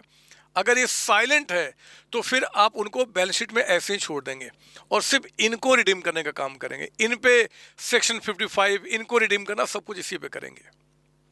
लेकिन अगर क्वेश्चन कह दे कि नहीं जी ये जो 300 शेयर्स है ना, हमने क्या किया, इनको कॉल किया, इनको दोबारा कॉल किया, रिमाइंडर भेजा कि भैया पैसा पे करो। हो सकता है कि इनमें से कुछ शेयर्स जिनके पास थे, मान लो 200 शेयर्स, उन्होंने क्या किया, पैसा हमें पे कर दिया। मतलब उनको कहा हमने कि भैया आप अपने 200 शेयर्स पे जो बकाया जल्दी पे कर दो, हम आपके शेयर्स को रिडीम करने वाले हैं। तो उन्होंने क्या किया, हमें पैसा पे कर दिया। अगर इन्होंने पैसा पे कर दिया मेरे बच्चे, तो 700 एंड 200 कितना हो गया? 900। इन 900 शेयर्स को हम क्या करेंगे? रिडीम करेंगे। उन पे 55 उनको रिडीम करने के बारे में बात करेंगे। और मान लो जो बाकी 100 शेयर्स हैं, हमने जब उनको रिमाइंडर दिया, ये बदमाश थे, इन्होंने बिल्कुल पेमेंट नहीं किया, बोला कि हमें पेमेंट नहीं चाहिए, हम पेमेंट नहीं करेंगे। तो क्वेश्चन कहता है कि हमने इनको क्या किया जी? फोरफिट कर लिया, फोरफिट कर लिया। तो ठीक है, अगर फोरफिट कर लिया तो अब तो शेयर्स रहे ही नहीं, तो 7 + 2 9 को हम क्या करेंगे? रिडीम करने का काम करेंगे। ये सब आप जानते हैं, कोई डाउट इसके अंदर में? नहीं सर। तो ये मैंने आपको अभी समझाया कि क्या क्या केसेज हो सकता है। अब क्वेश्चन पढ़िए यहाँ पे, कहता है कि preference due for redemption 10% premium पे company send the reminder for the final call on the remaining 300 shares, वही 300 पे, and could collect money from the shareholder holding 200 shares 20 के हिसाब से and forfeited defaulting 100। आपका 300 में 200 का पैसा आ गया, 100 का नहीं है, वही जो डायग्राम बताया मैंने। कहता है company sold all the investment at 90% of the investment. ध्यान देना, इन्वेस्टमेंट बेचना, बैंक से लोन लेना, डिवेंचर्स इशू करना, they are only to finance the redemption. और इसके बोलने का ये मतलब हो गया कि फाइनेंस के बारे में हमें अब सोचना पड़ेगा। ठीक है, आगे क्या बता रहा है? Company issued adequate number of equity shares at par, है ना। कंपनी ने क्या किया जी? इक्विटी शेयर्स इशू किया at par to the extent available profit were insufficient to back up the redemption. कहता है कि कंपनी यहाँ पे adequate number of equity shares issue करेगी पार पे to the extent available profit where insufficient to back up the redemption. मतलब जी पहले हम प्रॉफिट को यूज करेंगे रिडम्पशन के लिए, मतलब सीआरआर को बनाने के लिए, 55 कंप्लाई करने के लिए, एंड कुछ कमी आई तो हम नए इक्विटी शेयर्स इशू कर देंगे एट पार। बोलता है कि एंट्रीज करो, करेंगे। अब बैलेंस शीट, ये सब चीज़ आप ऑलरेडी जानते हैं, मैं रिवीजन करा रहा हूँ, बैलेंस शीट नहीं सिखाऊंगा। अब क्लास में जो बनाया उसको देख लेना, बहुत ध्यान से यहाँ पे बात सुनेंगे। मैंने कुछ चेंजेस किए हैं और जो चेंज है उसको मैं अभी यहाँ पे अप्लाई कर रहा हूँ कैपिटल रिजर्व को लेकर, बस आपका, ठीक है। और कहीं कुछ नहीं, कॉन्सेप्ट में कोई चेंज नहीं है। याद कीजिए, जब भी क्वेश्चन में कई सारी बातें होंगी, तो मैंने आपको बोला है कि एग्जाम में जब भी क्वेश्चन सॉल्व करें तो पहले क्या करो, उन एंट्रीज को पहले पास कर लो जिसको बिना किसी दिमाग लगाए हम एंट्री पास कर सकते हैं। यही हमने सीखा हुआ है। तो बताओ, बिना दिमाग लगाए बगैर एंट्री कौन कौन सा हो सकता है? एक तो पैसा आने का, जो 200 शेयर्स पे हमने पैसा रिसीव कर लिया। फिर 100 शेयर्स को फॉरफिट करने वाला बच्चे, वो भी एंट्री हमारा हो गया। जब आपने शेयर्स फॉरफिट किया तो फॉरफीचर, क्योंकि ये रीइशू नहीं हो रहा है, तो फॉरफीचर का पैसा कहाँ चला जाएगा? कैपिटल रिजर्व में। ये भी एंट्री पास कर लिया, जो हम इशू शेयर से जानते हैं, ठीक है। उसके बाद क्या जी, क्वेश्चन ने कहा है कि इन्वेस्टमेंट को हमने सेल किया है। तो जब हमने इन्वेस्टमेंट सेल किया तो सेल ऑफ इन्वेस्टमेंट करने से क्या हुआ? कहता है कि इन्वेस्टमेंट बिका है 90% पे, यानी कि जो बैलेंस शीट में 30,000 का इन्वेस्टमेंट था उसको आपने 27 पे बेच दिया, तो 3,000 का आपको लॉस हो गया। लॉस कहाँ से डिस्क करते हैं? प्रॉफिट लॉस अकाउंट से। ये भी ठीक है आपका। इसके बाद हमने क्या किया? प्रेफरेंस शेयर्स को ड्यू किया रिडम्पशन करने के लिए। प्रेफरेंस शेयर कैपिटल देखो 90,000, क्योंकि 7 + 2 900 शेयर्स जो आपके हैं इंटू 100, एक तो आपको ये पे करेंगे 900 शेयर्स पे 10% यानी कि 10 रुपीज़ के हिसाब से प्रीमियम पे करेंगे। तो हमें जो प्रेफरेंस शेयर होल्डर को पे करना है 900 इंटू 110 के हिसाब से कितना जी 99,000 का अमाउंट। ये तो एंट्रीज पहले पास कर लीजिएगा आप। अब एग्जाम में क्वेश्चन करने का तरीका बता रहा हूँ। ये हमारा पास हो गया, बोलो हाँ ये सर। इसमें कोई दिमाग लगेगा नहीं क्योंकि ये क्वेश्चन साफ साफ बता रहा है। इसके बाद आगे की एंट्रीज को पास करने के पहले मेरे बच्चे हम लोग क्या बनाएंगे, सोचते हैं। ये देखिए मैंने आपके लिए सोचते यहाँ पर रेडी करके रखा है ना, कुछ पहले से एंड कुछ आपको मेरे साथ करना होगा। तो हमने क्या क्या सोचते हैं यहाँ पे स्टार्ट किया। सोचते में 3 बातें। एक तो आपका सेक्शन 55 का कंप्लायंस कितने से करना है, 90,000 से। प्रीमियम हमें कितना राइट ऑफ करना है, 9,000। और फाइनेंस फॉर रिडम्पशन कितना इकट्ठा करना है, 99,000। 3 जगह हमने लिख दिया। पहले हम क्या करेंगे जी, यहाँ से हमेशा शुरुआत करते हैं मेरे बच्चे। 9,000 जो premium on redemption right of करना है, इसके लिए हमारे पास क्या ऑप्शन था, याद कीजिए। हमारे पास था पहले आपका सिक्योरिटी प्रीमियम और उसके बाद क्या था जी, फ्री रिजर्व। तो पहले चेक कीजिए, सिक्योरिटी प्रीमियम है आपके पास बैलेंस शीट में, ये सर सिक्योरिटी प्रीमियम कितना दिख रहा है, 5,000। तो हमने क्या किया, पहले उस 5,000 को यहाँ पे आपको ले लिया सिक्योरिटी प्रीमियम। अभी और कितना चाहिए, 4,000। 4,000 के लिए अब हमारे पास क्या है, फ्री रिजर्व। और फ्री रिजर्व में मेरे बच्चे कई सारे नाम आपको यहाँ पे दिख रहे हैं, आपका कई सारे नाम। ये भी फ्री रिजर्व है, ये भी फ्री रिजर्व है। अब तो कैपिटल रिजर्व भी हमारा क्या है, फ्री रिजर्व है। डेवलपमेंट रिबेट रिजर्व फ्री नहीं है, ये नॉन फ्री होता है, किसी खास पर्पस के लिए है। ये फ्री कब मानेंगे, जब कह देता कि 10,000 में बस 8 की रिक्वायरमेंट है जी, 2,000 फ्री है तो हम फ्री मान लेते हैं। एक क्वेश्चन अभी आगे है, मैं दिखाऊंगा वो, बट यहाँ पे कुछ ना बताए तो नॉन फ्री रिजर्व हमेशा क्या मानेंगे, नॉन फ्री है, जब तक वो साफ साफ कुछ ना बताए। क्लियर आपको, ये सर। तो हमारे पास क्या है जी, फ्री में 1, 2 और 3 नाम है। इन 3 नाम में से मैं पहले किसको और किसको बाद में, कहीं कोई ऐसा रिस्ट्रिक्शन नहीं है, किसी भी नाम को पहले किसी भी नाम को बाद में यूज कर सकते हैं, आपकी मर्जी। मैंने आपको क्या किया, पहले कैपिटल रिजर्व को यूज कर लिया। अब सुनो, कैपिटल रिजर्व में हमने क्या बताया था, सीआरआर बनाना है तो कैश में जो रियलाइज्ड है सिर्फ वही लिया जाएगा। प्रीमियम ऑन रिडम्पशन को राइट ऑफ करना है तो कैश वाला हो चाहे नॉन कैश हो, दोनों लिया जाएगा। और एग्जाम में अगर क्वेश्चन ना बताए तो कुछ ना बताए तो क्या मानेंगे, रियलाइज इन कैश है, मतलब ये दोनों जगह यूज किया जाएगा। तो इस 20,000 में से मैंने क्या किया, पहले यहाँ पे आपका 4,000 यहाँ पे यूज कर लिया और आपका ये 9,000 की एंट्री मैंने रख ली कि 9,000 हमें एंट्री कैसे करना राइट ऑफ करने के लिए। क्लियर आपको, ये सर। अब मेरे बच्चे हमें जो आपका 90,000 से ये कंप्लाई करना है, क्वेश्चन कह रहा है कि पहले सीआरआर बनाइए। सीआरआर को बनाने के लिए हमारे पास पहले क्या है, कैपिटल रिजर्व। कितना बच गया, तो कैपिटल रिजर्व हमने यहाँ पे कितना यूज किया, 4,000। अब ध्यान देना आपको, ये देखिए कैपिटल रिजर्व हमारे पास बैलेंस शीट में पहले से कितना, यहाँ पे 20,000, 20 पहले से है। और ये जो एंट्रियां पास किया बच्चे, शेयर फॉर फ्यूचर का पैसा जो कैपिटल रिजर्व में गया था वो कितना गया, 8,000। ये भी क्या है, रियलाइज इन कैश, क्योंकि ये भी पैसा हम शेयर होल्डर से लिए हैं, कैश में हमारे पास आया है। तो 20,000 बैलेंस शीट में, 8 हमारे पास, ये कितना हो गया 28, एंड 28,000 में से आपने 4,000 यहाँ पे यूज कर लिया। तो मैं लिख दूँ, आप चाहो तो लिख लेना इसको रिवीजन के लिए। हमारे पास पहले से बैलेंस शीट में कितना है, 20, 30 था, हमने 20 किया हुआ है। फिर हमारे पास 8,000 रुपीज़ आया नया जो हमने फॉरफिट किया था, और उसमें से 4,000 का अमाउंट हमने क्या कर दिया, ये रख दिया इसको राइट ऑफ करने के लिए। तो हमारे पास इस अकाउंट में कितना भी 24,000। तो 90 में 24 वहाँ से निकाल लिया। अब हम आगे profit loss account. Profit loss में बच्चे हमारे बैलेंस शीट में कितना था, 20, लेकिन 20,000 में से देखो जो हमारा इन्वेस्टमेंट बिका था उसके लिए हम 3,000 यूज कर चुके हैं राइट ऑफ करने के लिए। कितना बच गया, 20 - 3 यानी कि 17,000, वो भी ले लिया। और फिर हमारे पास जनरल रिजर्व में कितना पैसा पड़ा हुआ है, 40,000, उस 40 को ले लिया हमने। इस तरीके से आप देखो 90,000 में इतने का तो बन जाएगा सीआरआर, और जो कमी आएगी उसके लिए हमें क्या इशू करना पड़ेगा, न्यू इक्विटी शेयर्स। और नए शेयर्स जब इशू करेंगे, कितने शेयर्स इशू करना पड़ेगा, number of equity shares to, क्यों जी, कंप्लाई सेक्शन 55। तो 9,000 अगर हमें रुपए और इशू करना है, इक्विटी हमारा एक कितने का बता रहा है, 10, इक्विटी 10 रुपये का, तो आप इसको 10 से डिवाइड करेंगे, नीचे ना बताया तो वही ले लेंगे। और 900 आपको शेयर्स क्या करना होगा, इशू करना होगा, इसकी एंट्री पास करनी है। सब कुछ आपने यहाँ पे इकट्ठा कर लिया, सब कुछ। अब आपको फाइनेंस के बारे में कह रहा है, आओ सोचना शुरू करते हैं। पैसे कितने चाहिए, 99। बताओ बैंक में कितना है, ये देखो आप, बैंक में पहले से 4000। तो हमारे पास क्या हुआ कि एक तो इसमें 99 में जो बैंक बैलेंस है उसमें हमारे पास 4000 पड़ा हुआ है, ठीक है। और पैसा कहाँ से आया, हमने इन्वेस्टमेंट सेल किया था, sale of investment. Investment sale करके कितने रुपए आ गए थे हमारे पास, इन्वेस्टमेंट को सेल करके कितने रुपए आ गए थे, ये देखिए 27,000 बेचा था ना इन्वेस्टमेंट हमने 27 में, तो हमारे पास वो भी 27 आ गया है, 27 आ गया है। और बताओ पैसे कहाँ से आए हैं, तो इन्वेस्टमेंट से आ गया आपका, हमने वो जो रिमाइंडर भेजा था ना उससे भी पैसे आए थे 4000, देख रहे हो आप, वो कॉल सीनियर का वो भी 4000 हमारे पास आ गया है।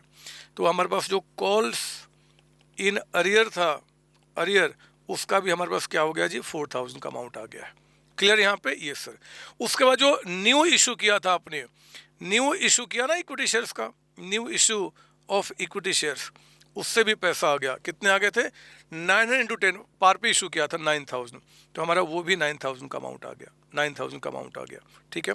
और कहीं पे पैसे, और कहीं पैसा आपका चेक कीजिए, पैसा कहीं और आ रहा है, तो आपका रिमाइंडर वाला हो गया, ये हो गया, और तो कहीं पैसा हमारे पास नहीं आ रहा। बस हमने जितना सोचना था सोच लिया। मुझे बताओ कि यहाँ पे कितने पैसे की कमी आ रही है।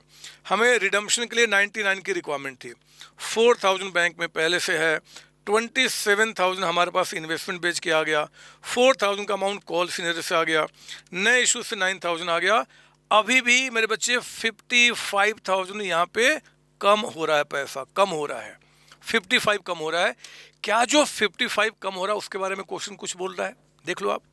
क्योंकि मैंने आपको बताया है कि फाइनेंस के बारे में हम सोचेंगे जब क्वेश्चन मजबूर करेगा, उतना ही सोचेंगे जितना हमें बोलेगा, क्योंकि मैनेजमेंट कहाँ कहाँ से पैसा इकट्ठा करेगा उनकी कॉल है, हम थोड़े पढ़ने वाले हैं। आप चेक कर लो, और कहीं पे कुछ नहीं बोल रहा सोचने के लिए, कहीं पे कुछ नहीं बोल रहा। हमारा काम खत्म हो गया। जब न्यू बैलेंस शीट आप बनाओगे ना, तो यही वर्किंग आपको समझा देगा कि भैया 55 ना बैंक बैलेंस शीट में बैंक नहीं जाएगा, ये क्या जाएगा, बैंक ओडी जाएगा, बैंक ओवरड्राफ्ट जाएगा, क्योंकि बैंक का निगेटिव बैलेंस आपका हो चुका है। इतने ही पैसे हैं, बट पेमेंट वाली एंट्री आपने इतना से किया होगा ना, तो जितना पैसा बैंक में उससे ज़्यादा पैसा जा चुका है, यानी कि बैंक बिकम्स बैंक ओडी, तो न्यू बैलेंस शीट में बैंक ओडी दिखाएंगे। इसमें कुछ भी परेशानी नहीं है।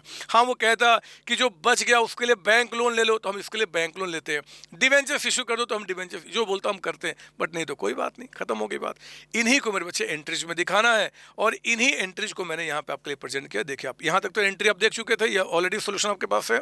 यहाँ देखिए हमने क्या किया, पहले हमने बनाया CRR, कैपिटल रिजर्व का लिया 24,000, प्रॉफिट लॉस लिया 17,000, आपका जनरल रिजर्व लिया आपका 40, एंड टू CRR कितना बन गया 81,000 का, 81। हमने इक्विटी शेयर्स कितने के इशू किए, 9,000 के। प्रेफरेंस वालों को पूरा 99 पे कर देंगे, मत सोचना कि बाकी पैसा कहाँ से आएगा। मान लेना कि बैंक ने ओडी ले लिया होगा, पेमेंट पूरा, और बैंक का निगेटिव का मतलब ही होता है बैंक ओडी, हमको बैंक ओडी की एंट्री को अलग से नहीं करना होता। और प्रीमियम को राइट ऑफ करने के लिए सिक्योरिटी प्रीमियम आपका 5, कैपिटल रिजर्व से हमने 4, एंड 2 एंट्री कंप्लीट हो गया। बस इतनी बात बताना चाहता हूं। एक छोटा सा चेंज आपका कैपिटल रिजर्व का, बहुत सारे बच्चे आप में से इस बात को नहीं जानते होंगे, मैंने आपको यहाँ पे इंटरप्रेट कर दिया, बाकी चीज़ आप ऑलरेडी जानते हैं। अब ये जो 10th क्वेश्चन है और अगला 11th आपके इंस्टीट्यूट के स्टडी मैट का क्वेश्चन है, इस क्वेश्चन का मेरे बच्चे सोल्यूशन उन्होंने गलत दिया है ना, तो मैंने यहाँ पे सही करके आपको दे दिया ताकि बच्चे मेरे परेशान ना हो। ये देखिए क्या है 10th क्वेश्चन, 31 मार्च 24, उन्होंने 2018 लिखा हुआ, मैंने 24 कर दिया, या 21 लिखा है शायद। फिक्स सेट्स है, इन्वेस्टमेंट है, stock, debtors, bank, equity share है जी। 1 लाख कहता है कि रिडीमेबल प्रेफरेंस शेयर से 100 ईच वाले, और कॉल सीनियर कहता है कि 20,000 शेयर्स पे 4 लाख। ये सारे फिगर मैं लिखना भूल गया, इन लैक्स है, ये सारे फिगर क्या है बच्चे, लैक्स में। तो आपका 1 लाख इंटू 100, 100 लैक्स में से 20 इंटू 4 लाख का अमाउंट, तो 4 लाख का अमाउंट 20,000 शेयर्स पे, यानी कि 20 के हिसाब से, तो 20,000 shares at the rate of 20 rupees आपका क्या है, कॉल सीनियर है। ये 20 क्वेश्चन में दिया नहीं है, बट 4 लाख डिवाइड बाई 20,000 पर शेयर 20 रुपीज़ आ जाएगा। ये सब आप जानते हैं। अब सिक्योरिटी प्रीमियम है, रिजर्व है, प्रॉफिट लॉस है, क्रेडिटर्स है। रिजर्व बोल देगा तो मान लेना आप जनरल रिजर्व है। ये 1 अप्रैल 2024 को कहता है कि फिक्स सेट्स आपने 40 लाख का बेचा 32 लाख में, 8 लाख का लॉस, प्रॉफिट लॉस हम चार्ज कर देंगे।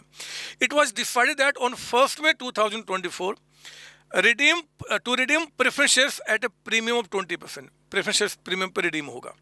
Company issued sufficient number of equity shares at par so as to finance redemption. ओहो, बहुत ध्यान से, बहुत प्यारा क्वेश्चन। देखो, कंपनी ने इशू किया sufficient number of equity shares at par so as to finance the redemption.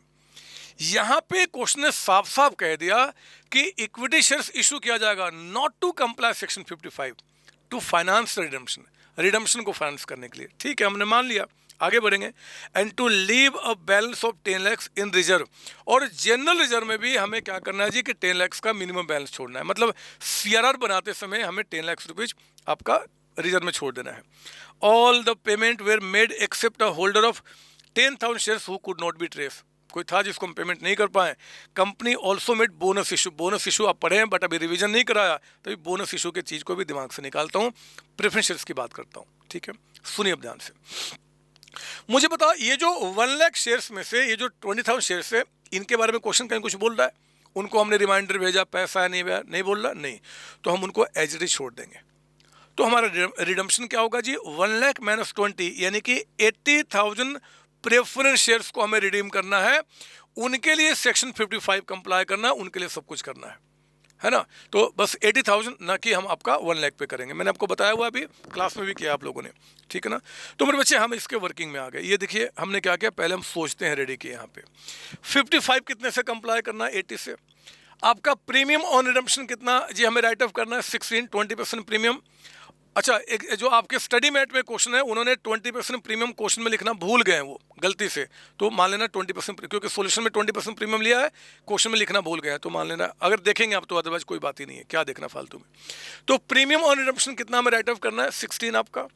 और फाइनेंस हमें, क्योंकि यहाँ पे देखना है जी कितना हमें, 96 है ना बच्चे। 80 प्लस 16 हमें 96 रुपीज़ फाइनेंस इकट्ठा करना, 96 रुपीज़ आपका। अब हम रूल को फॉलो करें तो पहले क्या कीजिए, नॉर्मली जो एंट्री कर सकते हैं आप उसको कर लीजिए। हमने क्या किया, फिक्स एसेट्स को बेचने की एंट्री कर ली। फिर मेरे बच्चे आपका फर्स्ट 5 को ये एंट्री प्रेफरेंस शेयर्स को ड्यू करने वाली कर ली कि 80, 16 और 96। इसके आगे की एंट्री अभी नहीं बन सकता, क्योंकि 55 कितने से कंप्लाई करना है, प्रीमियम कैसे राइट ऑफ करना है, इन सब के लिए हम कहाँ चले गए, सोचते हैं के पास आपका। चलिए अब ध्यान दीजिए मेरे पास, हम कहाँ से शुरुआत करेंगे? यहाँ से। पहले हम प्रीमियम ऑन रिडम्पशन को राइट ऑफ करते हैं। 16 रुपीज़ का प्रीमियम राइट ऑफ करना है। 16 में जरा बताओ क्या बैलेंस शीट में प्रीमियम है? ये सर कितना है? 15। तो हमने क्या किया, उस 15 को यहाँ पे ले लिया। और क्या कोई प्रीमियम आएगा? सर बैलेंस शीट में प्रीमियम नहीं है। क्या नया इशू, जरा चेक करो, नया इशू क्वेश्चन में कोई प्रीमियम पे हो रहा है? चेक कीजिए क्वेश्चन में, क्या नया इशू प्रीमियम पे हो रहा है? तो नया इशू कंपनी यहाँ पे इक्विटी शेयर्स इशू तो कर रही है बट पार पे, मतलब अब कोई प्रीमियम नहीं आएगा, प्रीमियम का स्कोप खत्म। अब हमें क्या सोचना होगा जी? फ्री रिजर्व्स के बारे में। फ्री रिजर्व में बताओ बैलेंस शीट में कौन कौन से नाम है? एक आपका रिजर्व और एक है प्रॉफिट लॉस अकाउंट। तो प्रॉफिट लॉस आप 1 यहाँ से ले लीजिए और ये आपका काम खत्म। हमें प्रीमियम ऑन रिडम्पशन को राइट ऑफ करने के लिए हमने ऑप्शन जो थे बच्चे वो हमने क्या किया, यहाँ पे देख लिए। इसमें कोई डाउट आपको? नहीं सर। अब हम आएंगे सेक्शन 55 को कंप्लाई करने के लिए। जब इसके कंप्लायंस में है तो हमें 80 से कंप्लाई करना है। क्वेश्चन ने कहा है कि भैया आप सीआरआर बनाइए maximum, but 10 lakh rupees reserve में आपको छोड़ देना है। हमने कहा कि ठीक है। तो मेरे बच्चे अब हम क्या करें, सीआरआर बनाना स्टार्ट किया। सीआरआर बनाने के लिए 2 है हमारे पास, profit loss and reserve. Profit loss में अमाउंट कितना है ये देखिए। प्रॉफिट लॉस में 15 का अमाउंट आपका बैलेंस शीट में था, बोलो हाँ, ये सर। 15 में से आपने क्या किया कि आपने जो यहाँ पे इन्वेस्टमेंट बेचा था उसमें 8 लाख का लॉस हुआ था, देख सकते हैं आप एंट्री में, आपने ऑलरेडी किया हुआ है। 8 लाख कहाँ से राइट ऑफ किया? प्रॉफिट लॉस से। तो 15 माइनस 8 और 1 आपने क्या किया जी, यहाँ के लिए छोड़ दिया।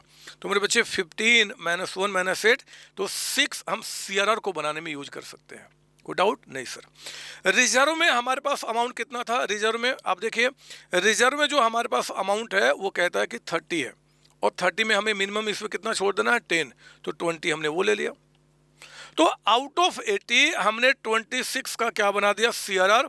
तो balance required by issue of shares कितना हो गया? 54 रुपीज़ नहीं है, ये लैक्स है। मैं, आप समझ लेना, मैं लिखो जाना, ये सारे फिगर क्या है? इन लैक्स। यहाँ तो या तो ऐसे कर दो या फिर रुपीज़ 54 लैक्स, आपकी मर्जी, कोई दिक्कत नहीं है। हमें 54 लैक्स का नया शेयर इशू करना होगा। और अगर मेरे बच्चे 54 लैक्स का नया इशू करेंगे तो हमें 54 लैक्स का अमाउंट ऊपर है, एक शेयर जो इशू हो रहा है 10 रुपये का, तो 5.4 लैक्स शेयर्स को हमें इशू करना होगा टू कंप्लाई सेक्शन 55। तो हमारा ये भी काम हो गया, ये भी काम हो गया। बोलो ना हाँ, ये सर। अब हम आगे फाइनेंस, क्योंकि फाइनेंस के बारे में ही बात कर रहा था। हमें 96 लाख का अमाउंट चाहिए प्रेफरेंस शेयर्स को रिडीम करने के लिए।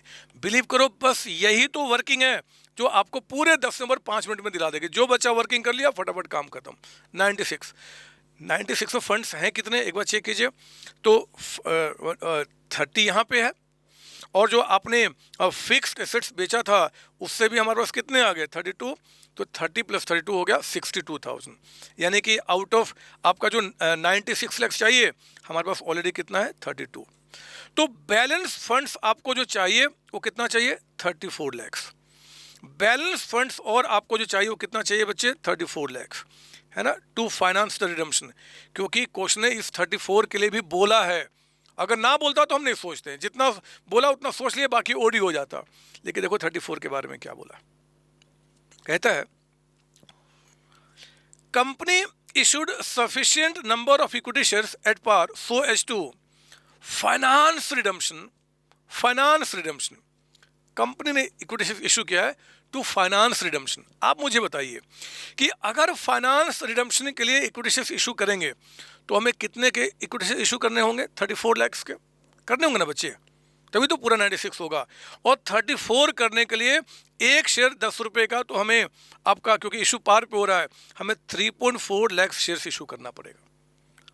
क्लियर ना आपको, ये सर। अब देखो स्मार्ट क्या बनेंगे, यहाँ वर्किंग कर लिया। ये मुझे बताओ कि 3.4 लाख अगर हम इक्विटी शेयर इशू करते हैं तो मेरा फाइनेंस हो गया, ये सर।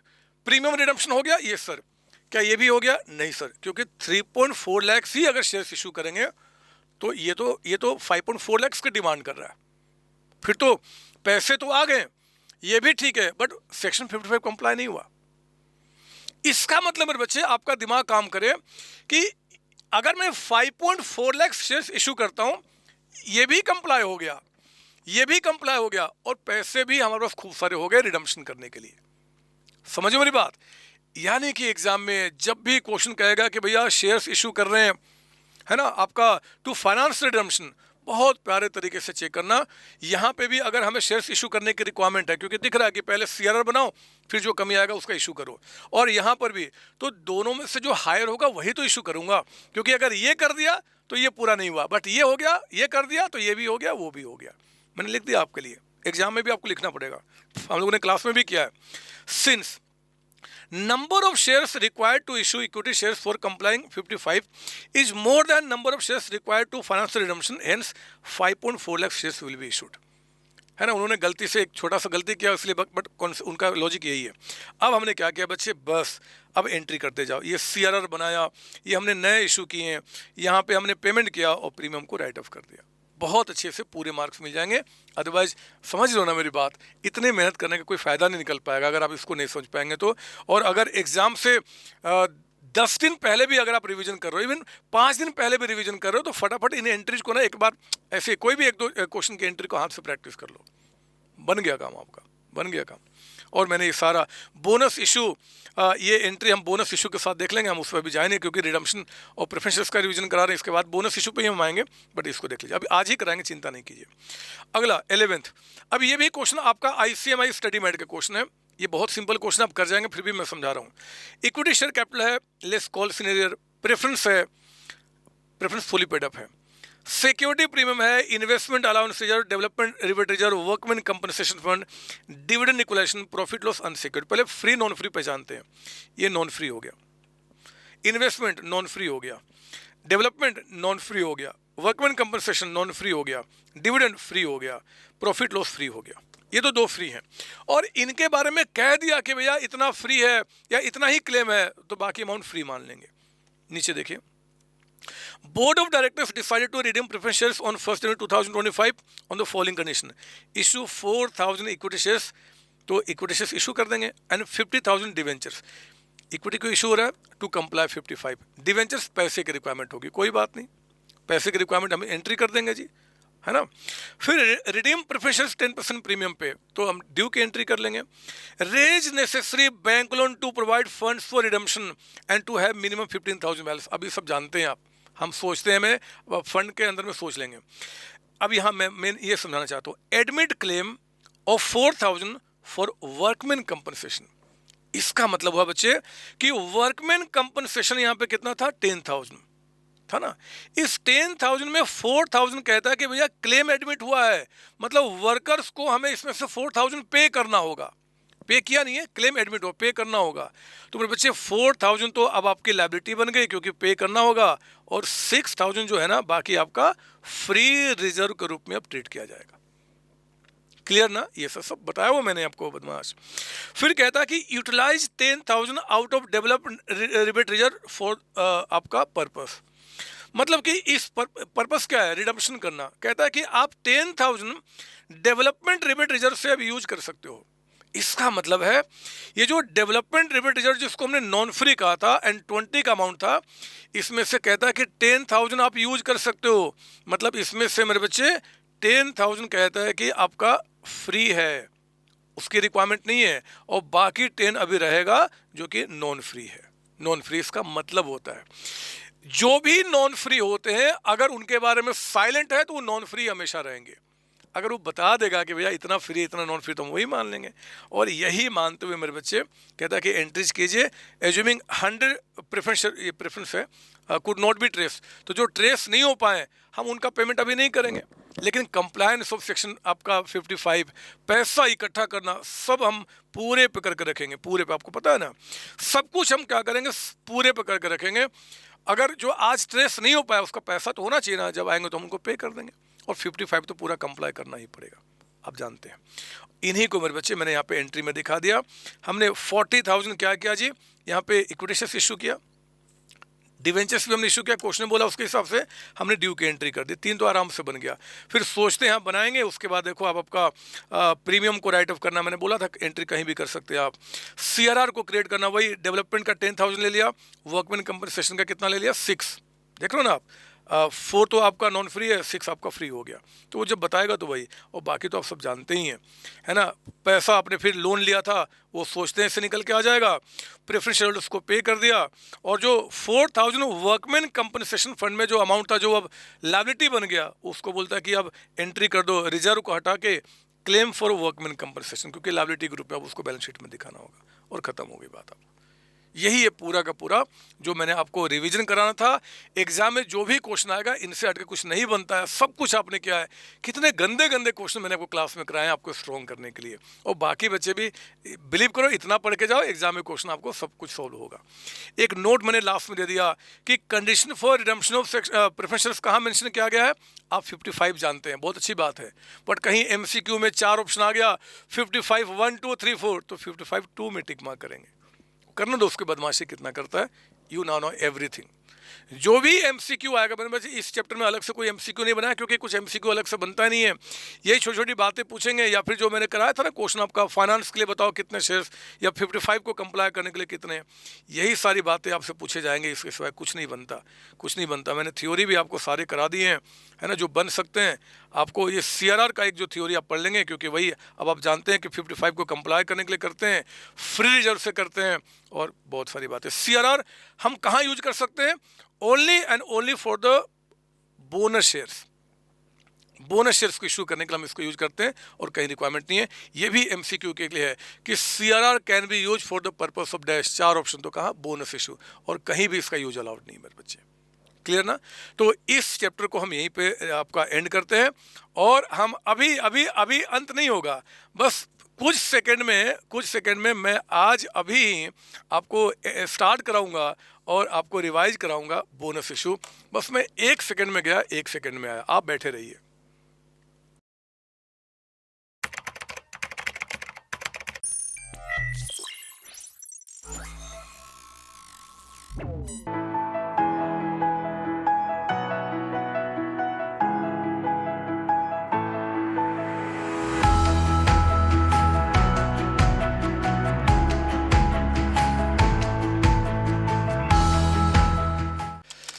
हाँ जी बच्चों, आइए अगले 10 मिनट में हम बोनस इशू का भी रिवीजन खत्म करेंगे, and will feel more stronger now in this coming exam. Yes, आइए मेरे बच्चे, बोनस इशू बहुत सिंपल। एग्जाम में ध्यान रखना, जब भी क्वेश्चन आएगा चांसेस ज़्यादा है preference shares and bonus issue के क्वेश्चन को क्लब करने के, क्योंकि सीआरआर जो वहाँ पे क्रिएट हुआ है वो बोनस इशू में यूज होता है प्रायोरिटी बेसिस पे, इसलिए दोनों क्वेश्चन आ सकते हैं। मैंने बता भी दिया, सुनिए ध्यान से।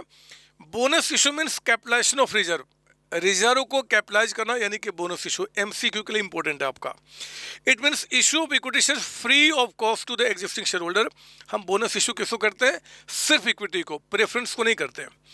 Bonus issue can be made only to fully paid up equity shares. अगर कोई equity shares partly paid up है उनको बोनस इशू नहीं किया जाएगा। जिनको भी बोनस शेयर्स आप देंगे, यानी कि फ्री में शेयर्स देंगे, उनका पहले से फुली पेड अप होना जरूरी है। Bonus issue can not be issued in leave of dividend. Dividend के बदले में बोनस इशू अलाउड नहीं है। आप अपने शेयर होल्डर को नहीं बोल सकते कि इस बार मैं आपको डिविडेंड नहीं दे रहा हूं, इसके बदले में शेयर्स दे रहा हूं। दिस इज नॉट अलाउड, है ना, मना किया गया है। Accounting treatment of bonus issue, जब भी बोनस इशू होगा मेरे बच्चे तो आप ध्यान रखना हमारे पास ऑप्शंस में क्या क्या है। एक तो आपका यहाँ पे CRR, buyback reserve, capital reserve, security premium, free reserves and 2 bonus issue. Again यहाँ पे आपको क्या बोला गया है कि हमारे पास यहाँ पे सीआरआर होगा, बायबैक रिजर्व होगा, कैपिटल रिजर्व होगा, security premium, free and 2 bonus issue. कोई जरूरी नहीं कि इसी सीक्वेंस में होना चाहिए, बट कोशिश करना कि आप सीक्वेंस को ऐसे लेके चलें आप, है ना, यही सीक्वेंस लेके चलें। और आपका यहाँ पे दूसरी एंट्री में क्या जी, bonus issue to equity share capital account. तो bonus issue credit debit cancel हो गया, अल्टीमेटली क्या, रिजर्व को हमने कैपिटल में कन्वर्ट कर दिया। इसको बोलते हैं बोनस इशू। पहला ऑप्शन क्या है? सीआरआर, दूसरा बायबैक रिजर्व, तीसरा कैपिटल रिजर्व, चौथा सिक्योरिटी प्रीमियम और फिर आपका फ्री रिजर्व्स। फ्री रिजर्व्स का एग्जैक्टली सेम मीनिंग है, कैपिटल रिजर्व यहाँ पे उन्होंने अलग से दे दिया है। नाउ अब कहते हैं कि देखो जी, आप बोनस इशू उन्हीं इक्विटी शेयर्स को करोगे जो फुली पेड अप है। एग्जाम में क्वेश्चन आ गया और कहता है कि इक्विटी शेयर्स आपके बिजनेस में पार्टली पेड अप है और उनको बोनस इशू करना है, तो मेरे बच्चे नो डाउट कि पहले उनको फुली पेड अप करना होगा। जो partly paid up equity shares हैं उनको फुली पेड अप करने के 2 तरीके होते हैं। देयर आर 2 मेथड्स आपका। एक तो कर लो फाइनल कॉल, जितना पैसा नहीं आया है उतना पैसा उनसे कॉल कर लो, तो equity share final call to capital account और bank to equity share final call, जैसे आप फाइनल कॉल की एंट्री करते हैं। या फिर दूसरा क्या होता है, बोनस कॉल करना। बोनस कॉल में क्या होगा, free reserve to bonus call account, free reserve to bonus call and फिर bonus call to equity share capital account, है ना। यहाँ पे फ्री रिजर्व का मतलब क्या जी, जो भी चीज़ें हम यहाँ पे कवर करेंगे, यानी कि एग्जैक्टली जो ऊपर में देखे हैं, कैपिटल रिजर्व को यहाँ पे अलग से रखा गया है, तो कैपिटल रिजर्व को छोड़ के बाकी सब यहाँ पे फ्री रिजर्व के डेफिनेशन में आपके आएंगे। अब मेरे बच्चे यहाँ पे क्या हुआ कि bonus call credit debit cancel, तो रिजर्व को कम करके कैपिटल को बढ़ा देना, this is called bonus call. Exam में हमें अपने इक्विटी शेयर्स को फुली पेड अप कैसे करना है क्वेश्चन पक्का बताएगा कि फाइनल कॉल करना है कि बोनस कॉल करना है। वो जैसे बताएगा बच्चे हम उसी तरीके से क्वेश्चन सॉल्व करेंगे। अगर वो नहीं बताता तो इफ नॉट मेंशन हमेशा बोनस कॉल मेथड को फॉलो करना to make them fully paid up. ऐसे एग्जाम में बताएगा, बट ना बताया तो बोनस कॉल मेथड को फॉलो कर लेंगे, यानी कि इन एंट्री को पास कर लेंगे। ध्यान रखेंगे बोनस इशू करने के लिए हमारे पास कई सारे ऑप्शन हैं, लेकिन बोनस कॉल करने के लिए सिर्फ एक ऑप्शन है, फ्री रिजर्व का, बाकी कोई ऑप्शन नहीं। क्लियर? ये सर। और मैं आपसे बहुत प्यार करता हूँ, सच बता रहा हूँ। मैंने एक बहुत प्यारा सा क्वेश्चन ऑलरेडी आपके लिए बना के रखा हुआ है बोनस कॉल को समझाने के लिए भी। अगर कोई बोनस कॉल का क्वेश्चन आया तो यही क्वेश्चन आपका बनेगा बच्चे, सुनेंगे ध्यान से। अगर सेपरेट क्वेश्चन आ गया तो बाकी प्रेफरेंशियल्स के साथ आया तो छोटा मोटा क्वेश्चन होता है। सन्ड्री एसेट्स है, यहाँ पे कहता है कि 1,50,000 इक्विटी शेयर से 10 रुपये वाले। फिर कहता है issued subscribe and paid up. ध्यान देना, ये आपका ऑथोराइज्ड है, कोई काम का नहीं, ये सिर्फ हेल्प करता है कि एक शेयर की फेस वैल्यू जानने में। इशूड में कहता है कि 80,000 शेयर से 750 each called up and paid up, यानी कि जो शेयर्स 10 रुपीज का है बच्चे उसका कॉल्ड अप पेड अप कितना है, 750। They are not fully paid up. फिर कहता है रिजर्व में सीआरआर है, plant revaluation, security premium, development rebate reserve, investment allowance reserve and general reserve. इतने सारे ऑप्शन हमारे पास हैं। तो मेरे बच्चे कहता है कि company wanted to issue bonus shares to the existing share holder at the rate of 1 share for every 2 share sold. अगर कंपनी में 2 शेयर्स हैं तो 1 शेयर्स आपको बोनस के रूप में मिलेगा। नेसेसरी कहता है रेजोल्यूशन पास हो गया, सारे लीगल रिक्वायरमेंट कंपाइल हो गया है, बोलता है कि भैया आप एंट्रीज पास करो, क्या करेंगे। पर बच्चे देखो नीचे में कहीं भी नहीं कह रहा है कि आपको शेयर्स को फुली पेड अप करना है, ना बोले तो भी फुली पेड अप करेंगे। पता आपको ना। तो हमें क्या करना होगा कि पहले जो ये शेयर्स पार्टली पेड अप है, हमें उनको फुली पेड अप करना होगा। और अगर आप फुली पेड अप करेंगे तो आपको 80,000 शेयर्स पे 2.5 के हिसाब से आपको पैसे मंगाने होंगे या फिर बोनस कॉल करना होगा। क्वेश्चन बताया तो ठीक है, तो हम क्या करेंगे, बोनस कॉल कर लेंगे। तो 80,000 2.5 कितना हो गया आपका, 2 लाख रुपए। 2 लाख रुपए का आपको बोनस कॉल करना होगा। फ्री रिजर्व हमारे पास ऑप्शन है। फ्री रिजर्व में कौन कौन से नाम है बताइए। फ्री रिजर्व में हमें नाम दिख रहा है, एक तो ये फ्री हो गया आपका, इन्वेस्टमेंट अलाउंस फ्री नहीं है, डेवलपमेंट नहीं है, कोई भी फ्री नहीं है, बस आपका जनरल रिजर्व। तो आपको 2 लाख की रिक्वायरमेंट है ना, यहाँ पे 3 लाख रुपीज़ है, बहुत आसानी से हो सकते हैं। तो हमने क्या किया, 2 लाख रुपए का bonus call and bonus call to equity share capital account. Clear ना बच्चे। नरेशन आप यहाँ पे लिखते चलना, अगर टाइम कम है तो नरेशन बाद में भी लिख सकते हो, पहले आंसर करने पे आप फोकस करना। अब हमारा बोनस कॉल हो गया, now shares are fully paid up. तो मेरे बच्चे जो बोनस इशू करोगे, कहता है कि 1 फॉर एवरी 2, 2 शेयर्स के बदले में 1। तो जरा बताओ कि 2 के बदले में 1, तो 80,000 शेयर्स पे हमें कितना बोनस करना होगा, 40,000। 40,000 शेयर्स बोनस इशू करना होगा। एक शेयर की फेस वैल्यू 10 रुपीज, तो we need 4 lakh rupees of reserve to make bonus issue. अब 4 लाख कहां से आएंगे, पहला ऑप्शन बताइए CRR, दूसरा ऑप्शन बायबैक रिजर्व, तीसरा आपका कैपिटल रिजर्व, चौथा सिक्योरिटी प्रीमियम, ना तो फिर फ्री रिजर्व। तो हमें 4 सिर्फ चाहिए। 4 में कहां से निकालो, 150 ये निकल गया। फिर बच्चे कैपिटल रिजर्व है, बायबैक रिजर्व दिख नहीं रहा है, कैपिटल रिजर्व दिख नहीं रहा है, तो सिक्योरिटी प्रीमियम हमने ले लिया। और फिर हमने कितना, 4 में से 3 हो गया, 1 लाख की कमी है, तो अब फ्री रिजर्व में आ गए। और यहाँ पे देखो 3 लाख में से 2 लाख तो आपने यूज किया था for making bonus call, 1 lakh अभी बचा हुआ है, वो 1 लाख क्या होगा, यहाँ पे यूज हो जाएगा। क्लियर ना, बोलो हाँ ये सर। और एक चीज़ बता दूं मैं आपको, एक बात बताऊं कि आप अगर सोच रहे हो कि सर अगर यहाँ पे पैसा कम होता, तो ऐसा कभी नहीं होगा। जब आप बोनस इशू कर रहे हो तो रिसोर्सेज तो उतने होंगे ना, तभी तो आप करोगे बच्चे, अदरवाइज कहाँ से करोगे। तो हमने क्या किया, वही entry CRR premium general reserve to bonus issue and bonus issue to equity share capital account, question complete हो गया। हाँ, एग्जाम में बैलेंस शीट जो आपने पढ़ा हुआ हर एक क्वेश्चन का वो आप तैयार रखेंगे, क्योंकि बैलेंस शीट रिवाइज करने का टाइम नहीं हो पाता, पूरा बड़ा क्वेश्चन हो जाएगा, वो ऑलरेडी आप जानते हैं।